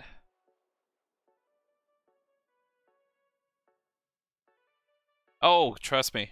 I own... This is Power Up Gaming. We're actually one of the largest retro video game stores in Ontario. So trust me, we have over $1 million worth of retro hardware, and I absolutely love anything retro. So the older consoles are definitely some of my favorites. I wasn't a PS2 guy. I was more of an Xbox guy growing up.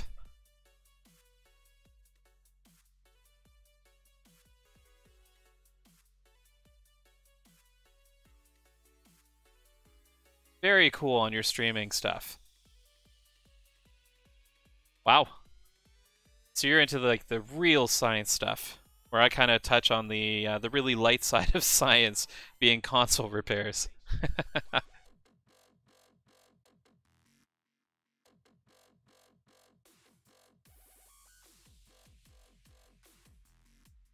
So Kyle, if you haven't followed me yet, make sure you hit that subscribe button on the YouTube.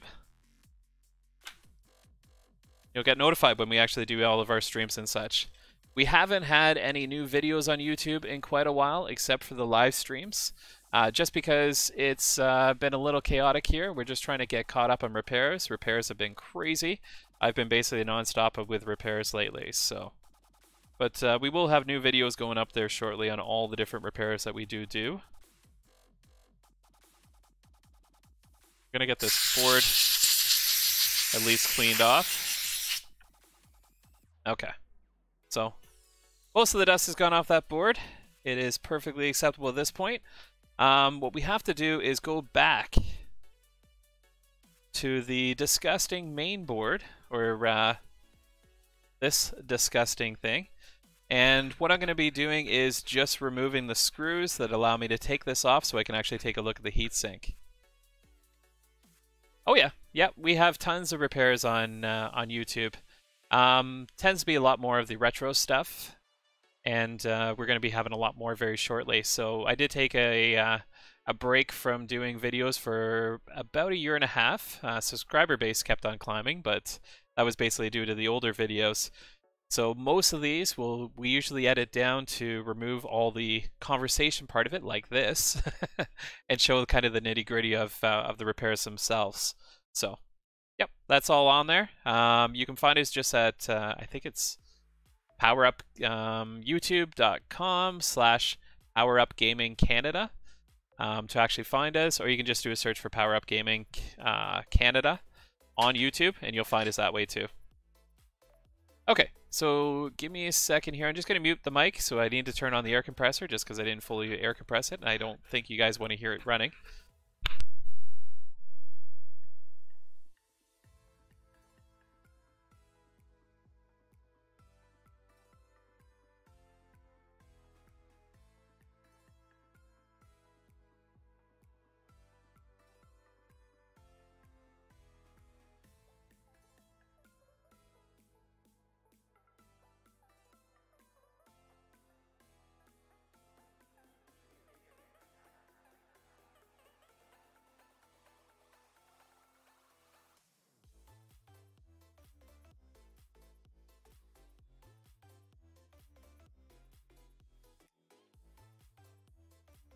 Okay, that should give us enough air anyway, so I'm kind of interested to see how much crap is actually on this heatsink.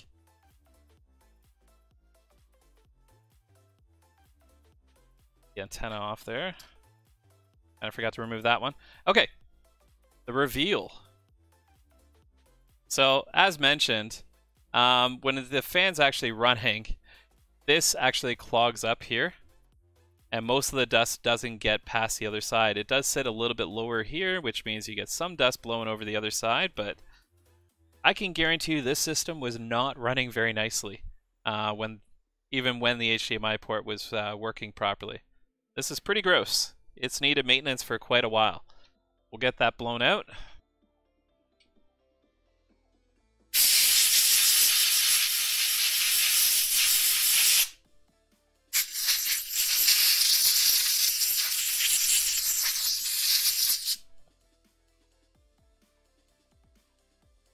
Okay, so that's that part done. I'm just going to get this part a good blowout.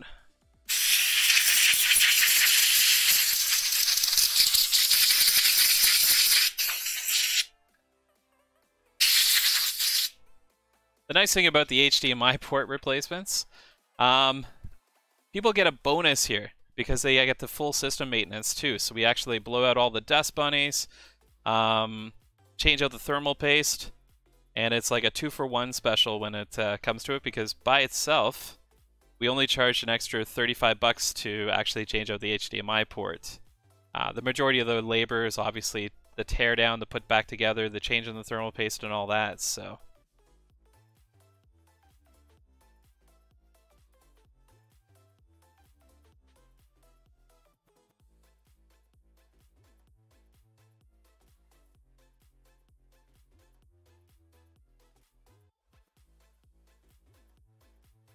Thank you, my friend.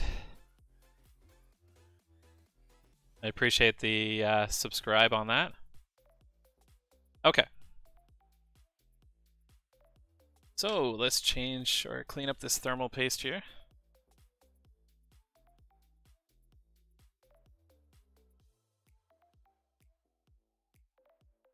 And here's the board.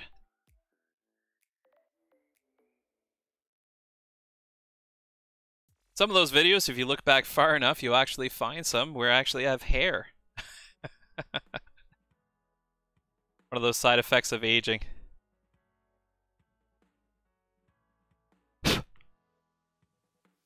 Okay, so now get some IPA on here. Processor a little clean. Mating on the other side there. Okay, so as I mentioned, if you were doing this yourself, you probably don't want to have to put it all back together to find out if you actually did it right. You'll want to go in stages, because the one thing is most people don't have a microscope where they can actually check the pins out nice and close. So with going by the naked eye, it makes it extremely hard to be able to determine if you've actually got all the pins properly secured. So you'll probably want to, at this point, minimalize the putting it back together just to the point that you can actually turn the system on and make sure it actually works.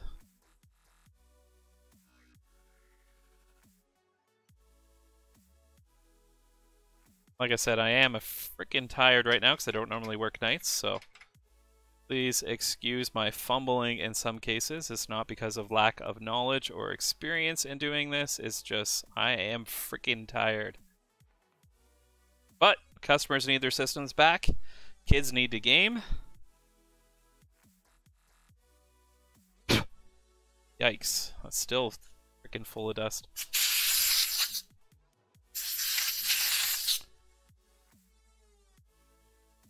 One thing I noticed about nowadays versus when I was younger, we did have video games for the most part, but they weren't babysitters for kids. Where nowadays it seems to be, a lot of parents have gaming systems to keep their kids entertained so that they don't have to do a lot of parenting. Kind of the way society's going in all cases. Cell phones for little tiny kids, or, tablets and such, same kind of idea. It's crazy, but it is what it is. Okay, so this is the bracket that tightens the APU up against the heatsink, provides pressure to it, and allows the heat to be transferred successfully through the system. So I am going to put all the Torx 8 screws back in place that I can put in at this point. And as I mentioned before, it's a little harder to show you the video output to ensure that the HDMI port actually works when we go to test it, only because the default settings on a PS4 do not allow you to capture video capture. So they want you to use their own services and such. They have a little option in their system menu called DHCP, which has to be disabled in order to properly see the stream.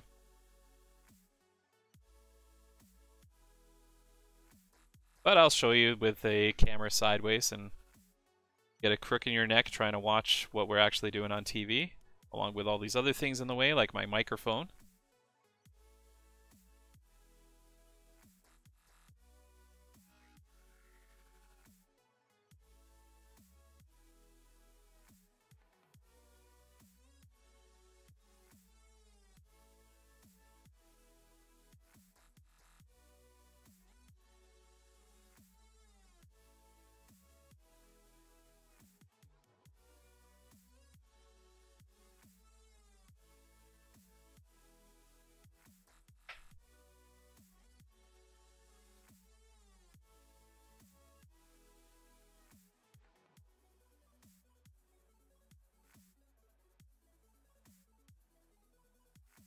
tons and tons of screws here. Not as bad as the Slim. I don't know if you were watching earlier, but the Slim PS4, such a pain in the ass. I'd rather work on these 10 to 1 over the Slims. And that goes for any repairs on the system. Okay, so we've got all the screws that we can put in at this time. What we can end up doing is grabbing the hard drive and sliding that in now. And we can even screw it down. Save us from putting the screw in later on.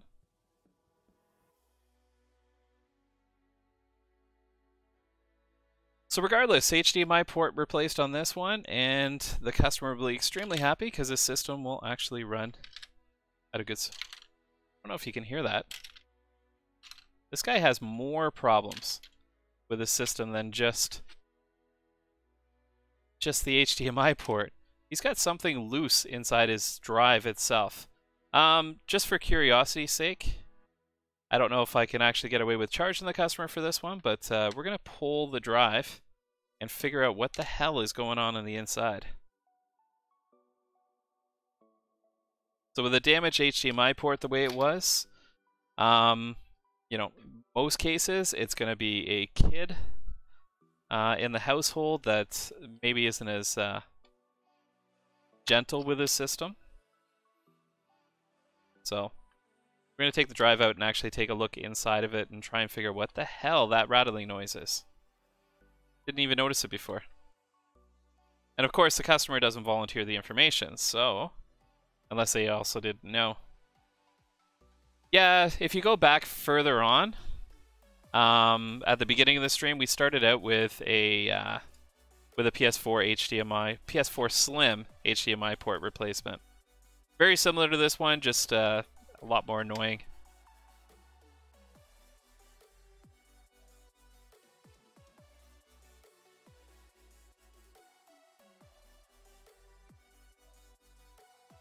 Funny enough, I don't hear it actually rattling around on this drive itself. It's not in the system. We've had the system totally apart anyways. So we'll pull the top cover on this and we'll see. Oh, trust me, you should see some of the stuff that comes into me from kids. Multiple discs shoved into the systems, little parts, screws, you name it. I've found Visa cards in the system before. One person actually, we charged a bench fee when the system was dropped off, and the person only had money on the Visa card. The issue was that the Visa card was actually in the system. So we had to actually do the repair and charge the bench fee afterwards. There we go! There we have a Canadian quarter. So that's actually a magnet at the top there, so it works extremely good at catching things. So I guess I've already made a quarter. So this person is getting an absolute 3-for-1 special in this case. I'm glad I actually caught it because I would hate to have found that out afterwards that there was problems. And then go back to the customer and say, so what do you want me to do with this one? Because now it is a completely, totally separate fee that we didn't know about ahead of time, because now we have to tear apart your system again. Okay.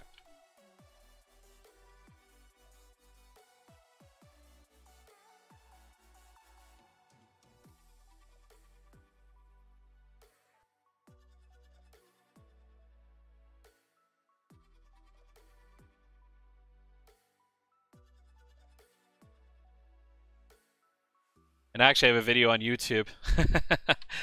The quarter, yeah, it'll probably just end up on my desk and at some point it'll be used for a coffee or something. Jesus, I could probably use one right now to keep me awake. Okay.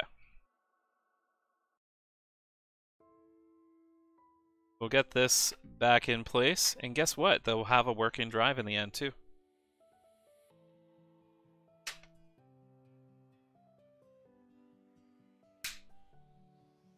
Okay, so the drive's back in place. We gotta get this main power cable back in. Actually, you know what? Screw that goes underneath that, which I'm getting. Not that it would matter if I didn't put the screw back in.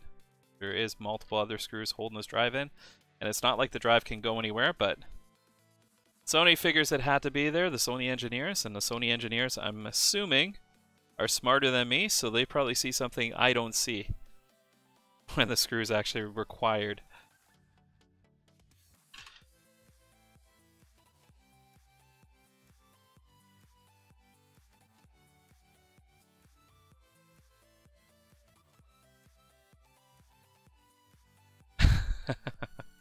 Yeah, I've got a 15-year-old and an 18-year-old, so I've definitely gone through all the growing pains of children.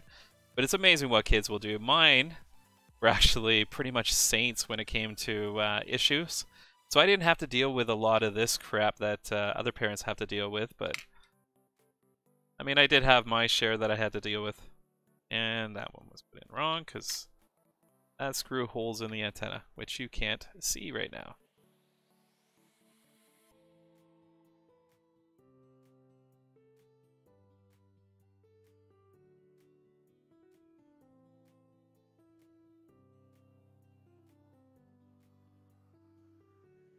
And it's funny, when it comes to change in the machines, I've seen nickels, dimes, quarters, all kinds of things.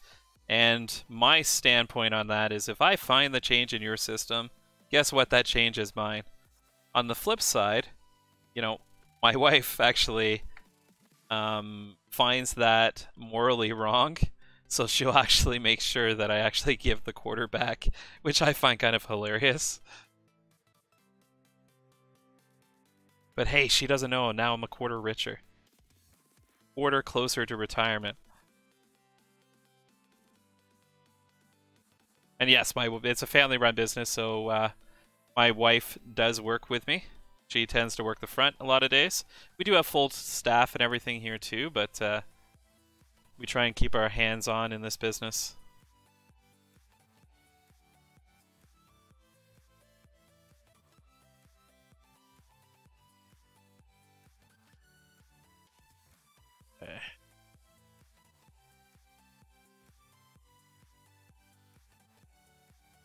But yeah, never surprised what I actually find in these systems.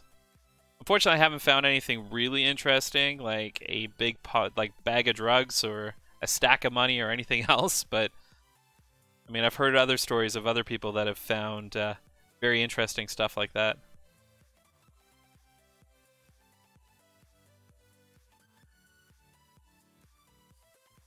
We're just gonna hook up the ribbon cables again for the drive, which most likely is perfectly working now.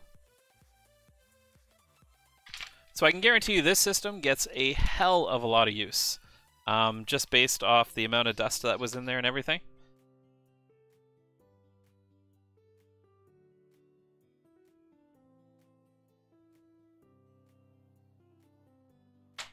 Regardless, this system will be running like brand new by the time we're done with it.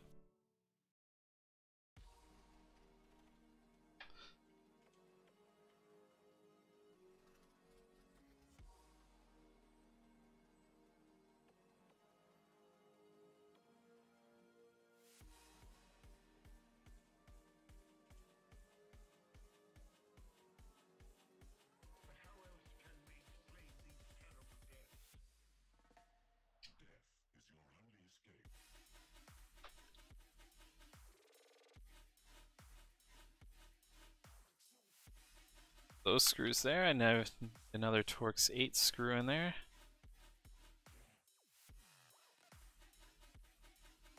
Okay, so at this point, I am going to hook it up to actually see that it works, just because we have multiple issues that were happening with this. So I want to verify that we actually got this all addressed before we spend any more time putting everything back together, because the next parts are a little bit more annoying to get together.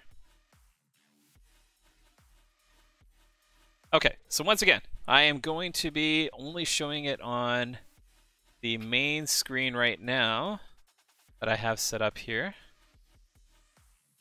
Only because the settings on the PS4 will not allow me to do it any other way until I change a setting here. Once I get into the system, I'll be able to change that setting so we can actually put it on the screen. But Very badly, you can see. There we go. A little bit of the TV anyways. So I'm not sure why it loaded into safe mode, but we'll restart the PS4 here. So at least we know the HDMI port is successful at this point.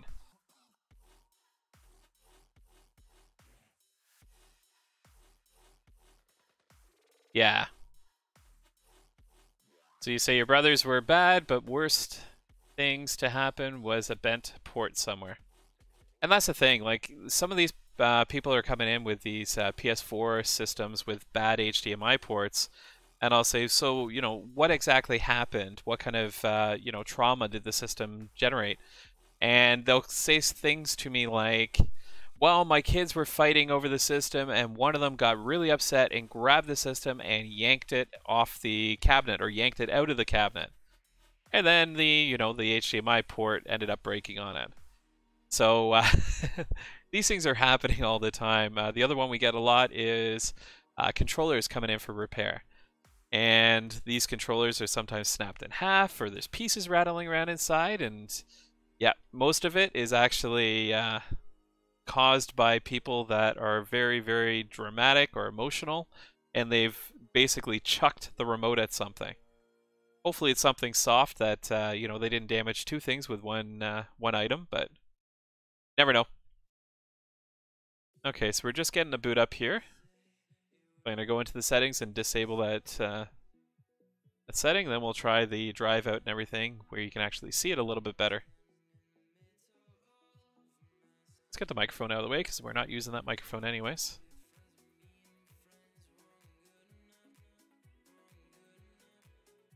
Get to see the other chaos of our store.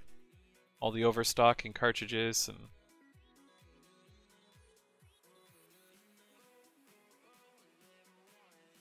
Once again, a passcode, phrase, and everything needed.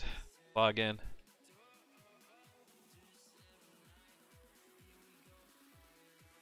Yeah, exactly. I think people, I don't know if it's people are more emotional now. I don't remember hearing about people being that violent with things when I was a kid.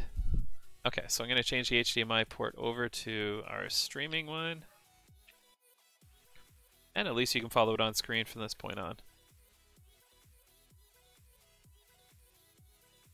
Okay, so there's that setting I had to disable to show it on the streaming. Okay, so we'll pop in our regular Call of Duty Ghost for the third time tonight to make sure that the disk drive is working. Wow. So that drive could also use with cleaning the rollers and everything too, but it does actually load the disk fine. And look at that. I can guarantee you, before this console came to me, it was not reading discs with that quarter in there. Okay, so it did do the initial install, so we know that works fine. We'll get this disk out. And this will be another one done. So I do have to make a note on this one that the quarter was inside of it.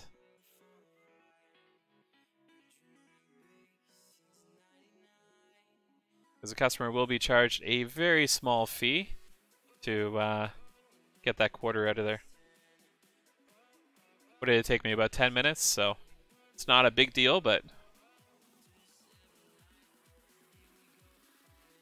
abuse is abuse. The only way you can teach people to actually respect property is to do some kind of discipline, and in this case, the discipline in my case is charging them an additional small fee just for the additional labor. Like I said, I'm just glad I caught it because it would have cost them quite a bit after the fact to get that removed.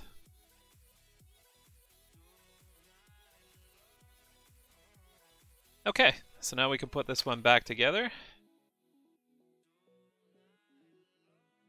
Not forgetting anything, which is good. This cover just snaps into place. And that beep you just heard there, even though there's no power to the system, is just residual power. That hadn't quite drained out yet, so.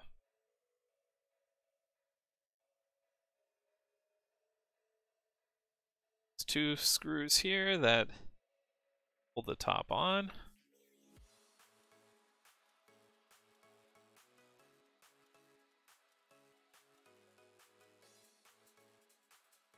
Okay. While those screws are in place, we can put the hard drive bracket back in. And yikes, I still have to blow out one more part, which is the cover. It goes on the back part here. And this cover is pretty damn gross. There's an example of what the cover looks like. Unfortunately, I mean, we blow out this console and everything, but we're actually using compressed air rather than a vacuum system. Which means, personally, I get coated in crap. Which isn't exactly cool. But also the store gets extremely dirty on a regular basis. When I say the store, I'm talking the back of the store anyways, where customers don't see, so.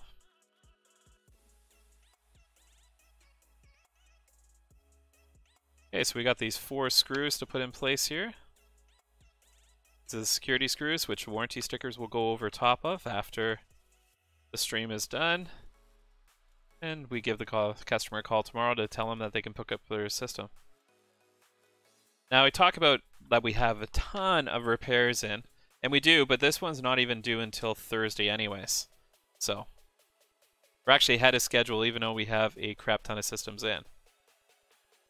Which is typically the story. If I do end up getting close to deadlines or whatever, then I'll end up coming in late, or a little bit later, not normally 4 o'clock in the morning, but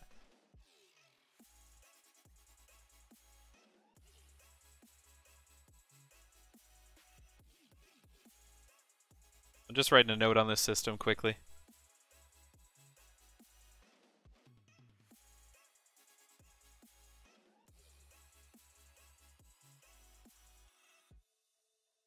Nice thing about streams is, if the customer is like, well, what do you mean there's a quarter in there? There was no quarter in there.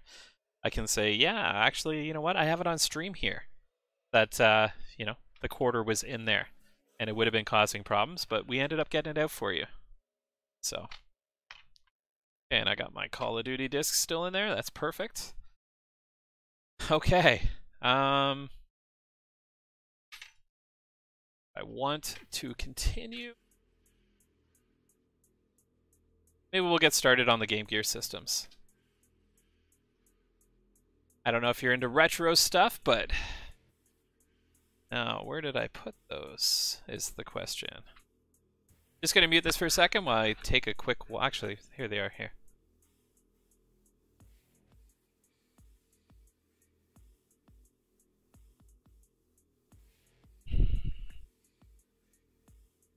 So lots of fun.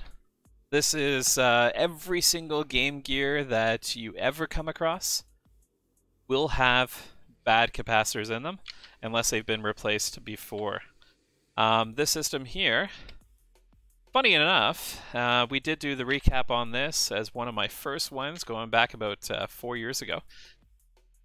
And this gentleman had 2 Game Gears.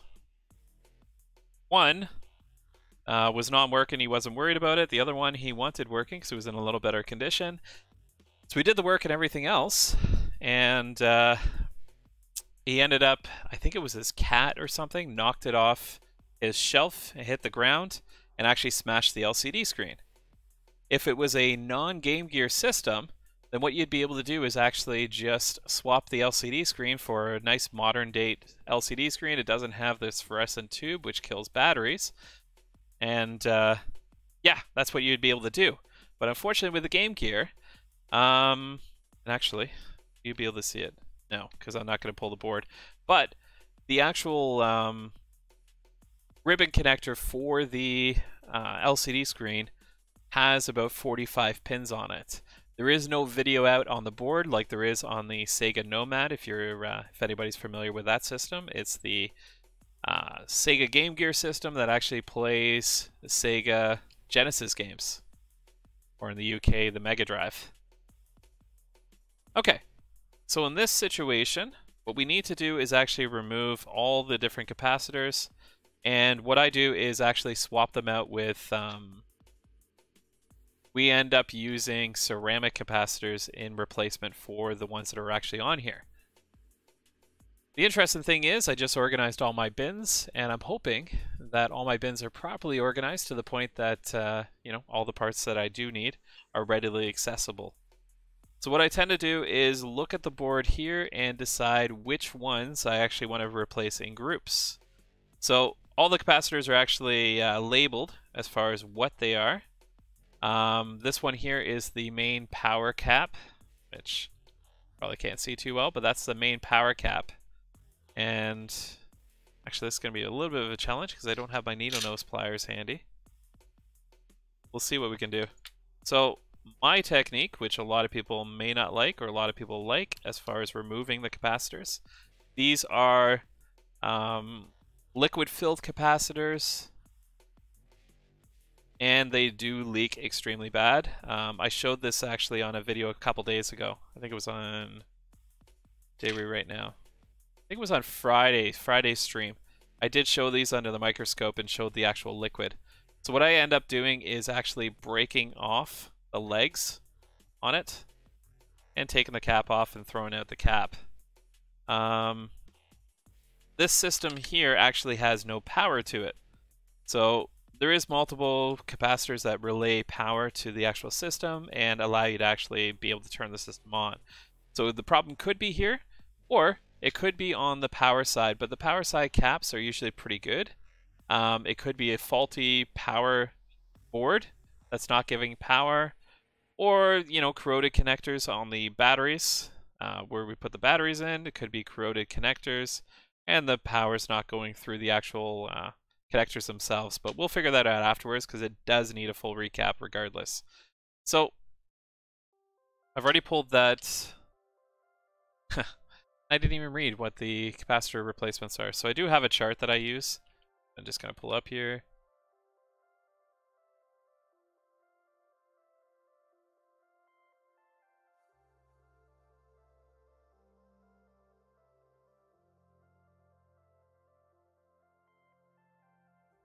Here it is. So this is actually a really cool website. I'll show it to you here. Okay.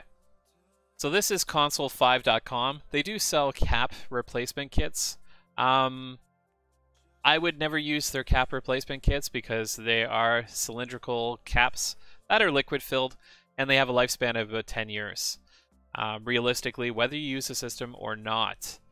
And I don't like that idea. If I'm going to replace something, I want it to last a lifetime. They are retro systems as it is. They're already well past 10 years old, and I don't want to have to do this a second time round. So I tend to spend the extra money, get ceramic capacitors. Ceramic capacitors have no liquid in them. The lifespan is extremely expanded because of that. There is no chance of anything leaking and damaging the board because the actual acid in these capacitors will kill the board itself. So that's what we do not want.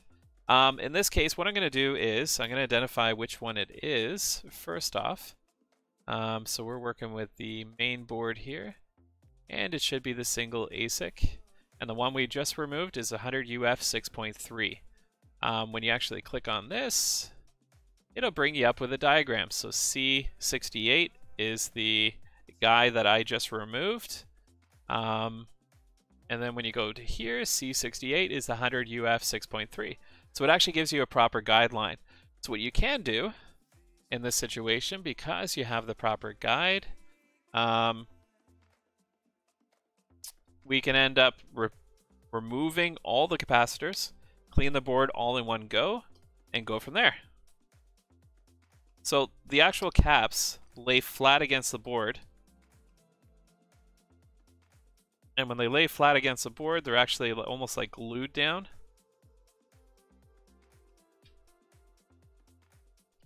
Normally stick that bad. Plastic part of it. Usually a lot easier with the right tools, but my needle nose pliers have kind of disappeared, and I don't feel like looking for them right now.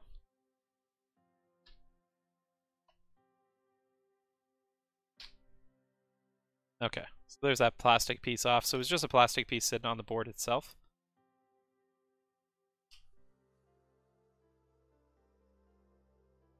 So you just kind of wiggle it back and forth until the legs break off. And then what we'll have to do afterwards is remove all the little legs off the board, clean up the pads, get rid of all the corrosion, re-tin the pads, and then once we get to that point, then we can actually put the replacement caps on. So it's a little bit of a process, but the end result is a working system that will basically last a lifetime at that point. And funny enough, a full capacitor replacement on a Game Gear system is less money than an HDMI port, which takes less time and less parts as far as dollar value and such. When it comes down to it, you know, I would love to be able to charge full price for everything I do, but it comes down to basically what customers are willing to pay for things. Yeah, it's very past my bedtime too. But thank you for the nice compliment. We just started streaming basically January 1st, so we're still building our customer base. We do a lot of gaming also. You know, we do Minecraft, Ark Evolution, League of Legends, and when I say we, it's usually my wife and I, or my kids that I'm playing with. But we do some gaming stuff too. It's just right now, getting off of Christmas holidays and such, with the repairs being absolutely chaotic like they are right now, we haven't had a lot of time to actually play any games. Actually, on top of that is all the freaking problems we've had with computers lately. But for sure, if you end up going, I mean, thank you for watching the stream. And hopefully you'll be watching it again. We'll chat again. Figure out more about California, because it's one place I haven't actually been to is anywhere in the west coast of the US. I've been all down the east coast. I've almost touched central US, but I've never been anywhere west of central.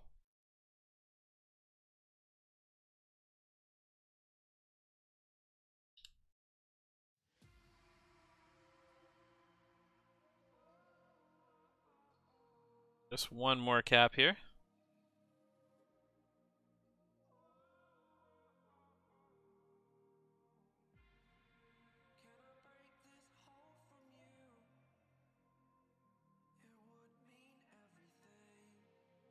The good news is I actually have the right tip on here that I want to use.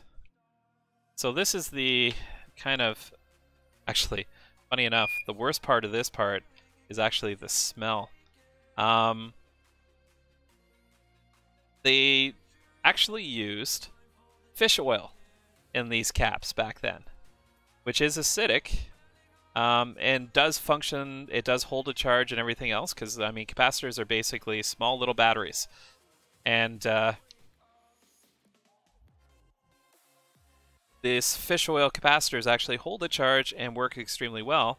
The problem is, in my situation, where I'm replacing the caps, it's extremely disgusting, the smell that comes off these things. So what I'm basically doing is just using the soldering iron to release the legs that I've broken off, and then just scraping them on a wire sponge that I have in my soldering station.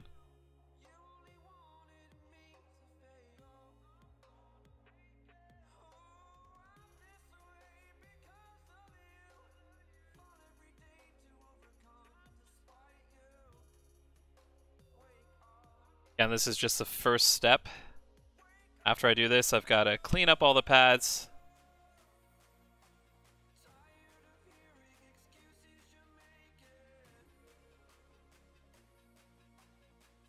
Apply new solder them, make sure there's no damage to the pads. I can already tell that there is a little bit of damage to the pads, but it should be okay.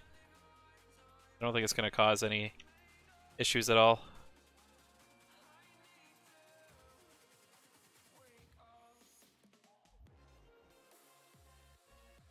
And I will do the capacitors under the microscope, but this stuff is it's just cleanup. It's not very detailed, so no reason for me to work under the microscope, except to give you guys a better view. But really, it's pretty simplistic.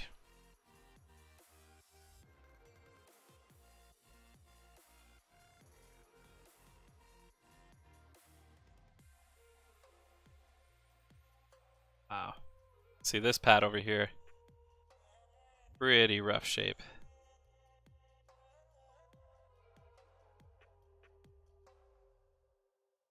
It's oxidized. I mean, it's the soldering iron's not even really doing anything on the pad.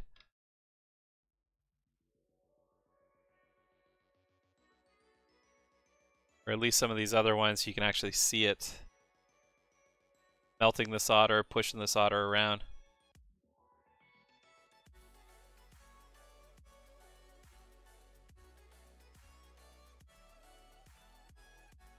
That one, that one.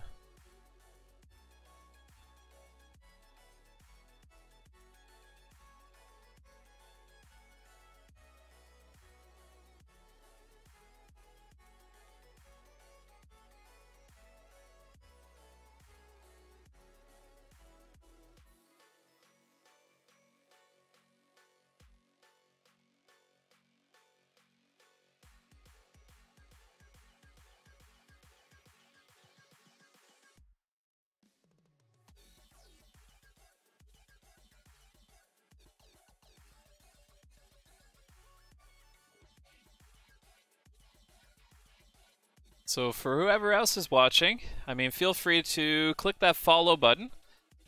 We do a lot of different streams, so you know, very appreciated if you do end up following us. Trying to build up our following count just basically because we're going to be doing some charity events in the near future for Sick Kids Hospital here in Canada. So we're going to be scheduling a charity, a 24-hour stream where our customers will be able to join us on stream and play games with us and such. So it should be a lot of fun. That's going to happen at some point in February, which I have to figure out a date for very, very soon. So we're going to be doing a full capacitor replacement on this. Okay. So all the legs are gone. What we need to do at this point is basically apply new solder to the pads, see if we can get the pads cleaned up, and then we'll take off the solder. So what I'm doing here is just applying some flux to the board. Flux is a nice thing that actually cleans the pads for the most part, or allows you to be able to clean the pads better.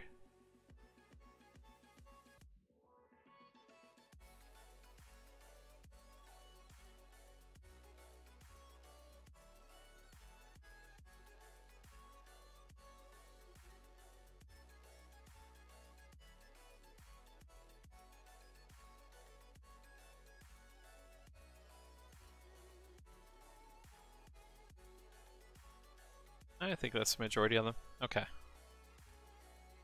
Get the soldering iron here. Fresh solder on it, and then we'll go over all the pads.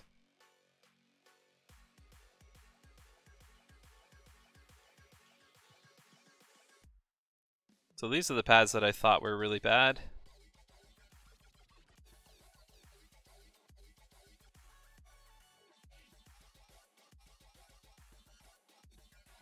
And yeah, these are not taking any solder here. So these could be a problem.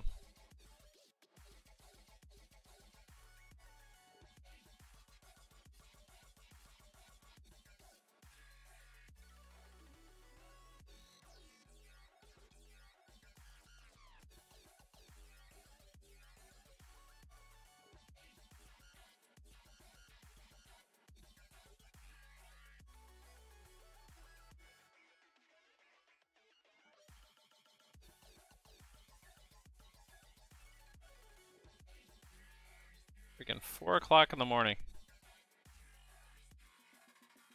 Crazy. Haven't done this in years.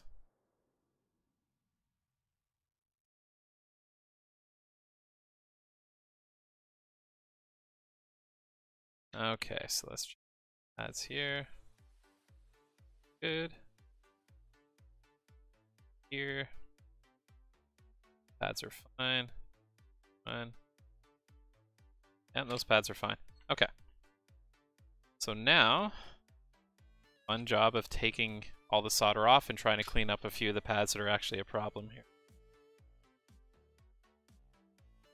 We're just going to do this with a little bit of solder braid, which is nice because it actually works as a little bit of scraping for the pads too.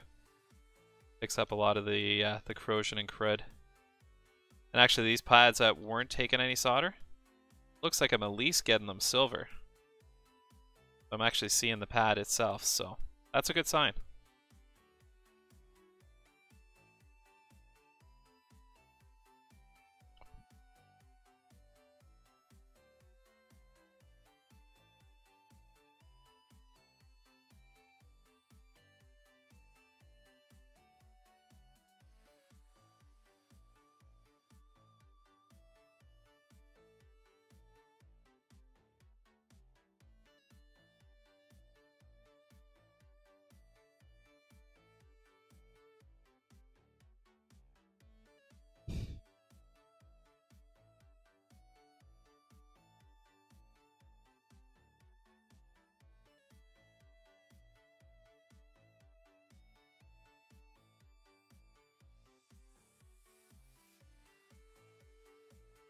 Okay. What pads did I forget?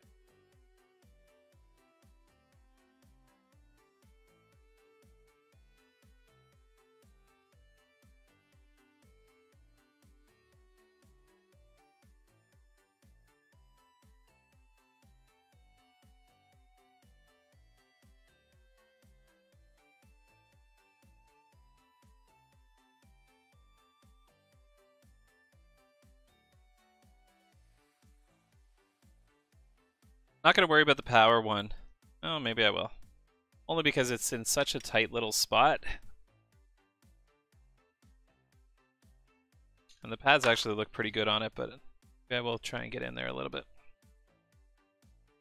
So this is the main power capacitor, where the main power one goes.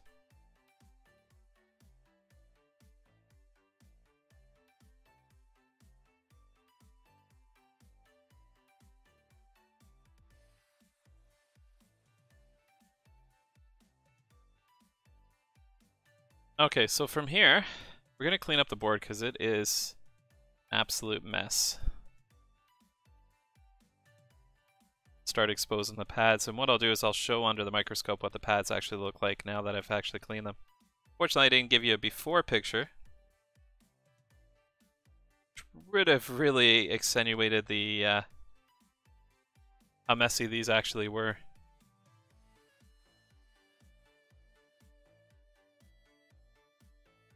And I'll probably still have to do some work on these pads, or this pad here. But I'm sure even without seeing it under the microscope or anything else, you can see that where I've actually done all this work so far, you can start to see some silver on it. I know it's hard to see, but it'll be better once we're under the microscope.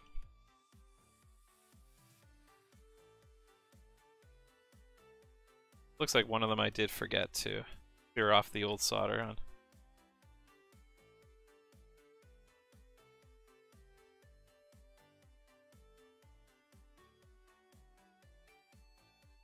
Okay.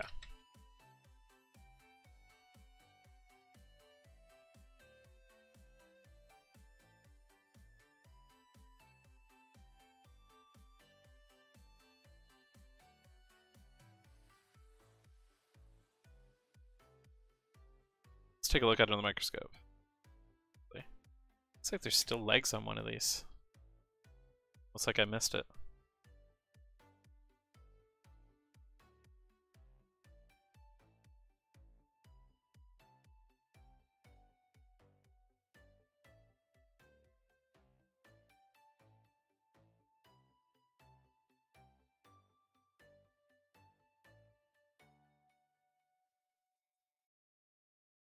God, what a stink.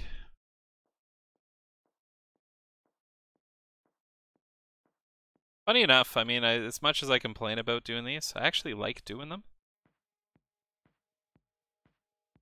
It's nice to take something that absolutely will not work and make it work.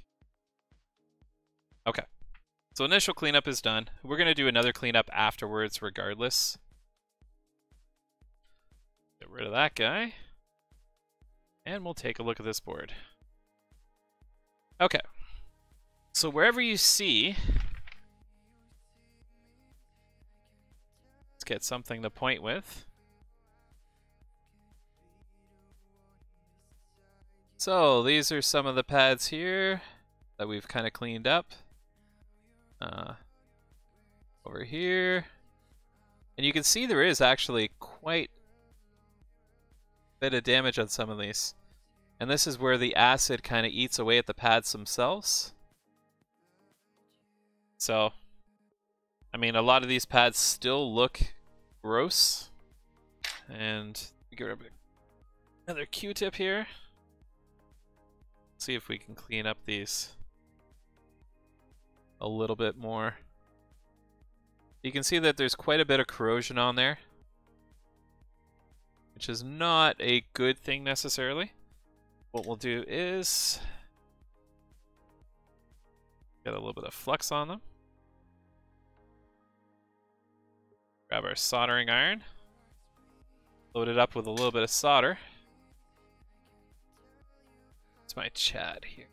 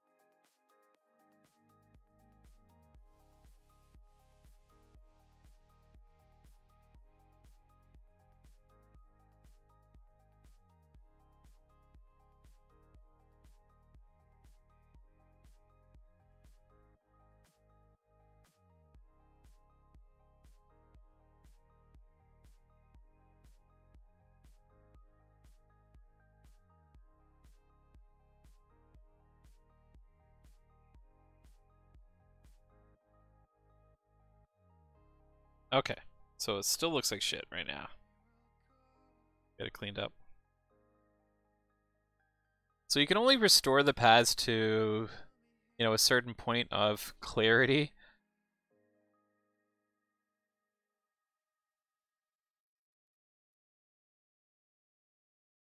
But I mean, those pads are a little better than they were looking a few minutes ago.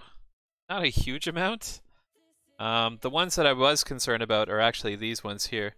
And you can see there is quite a bit of corrosion and where the actual acid ate away at them, but there is silver, which is a good call. So at least we have that.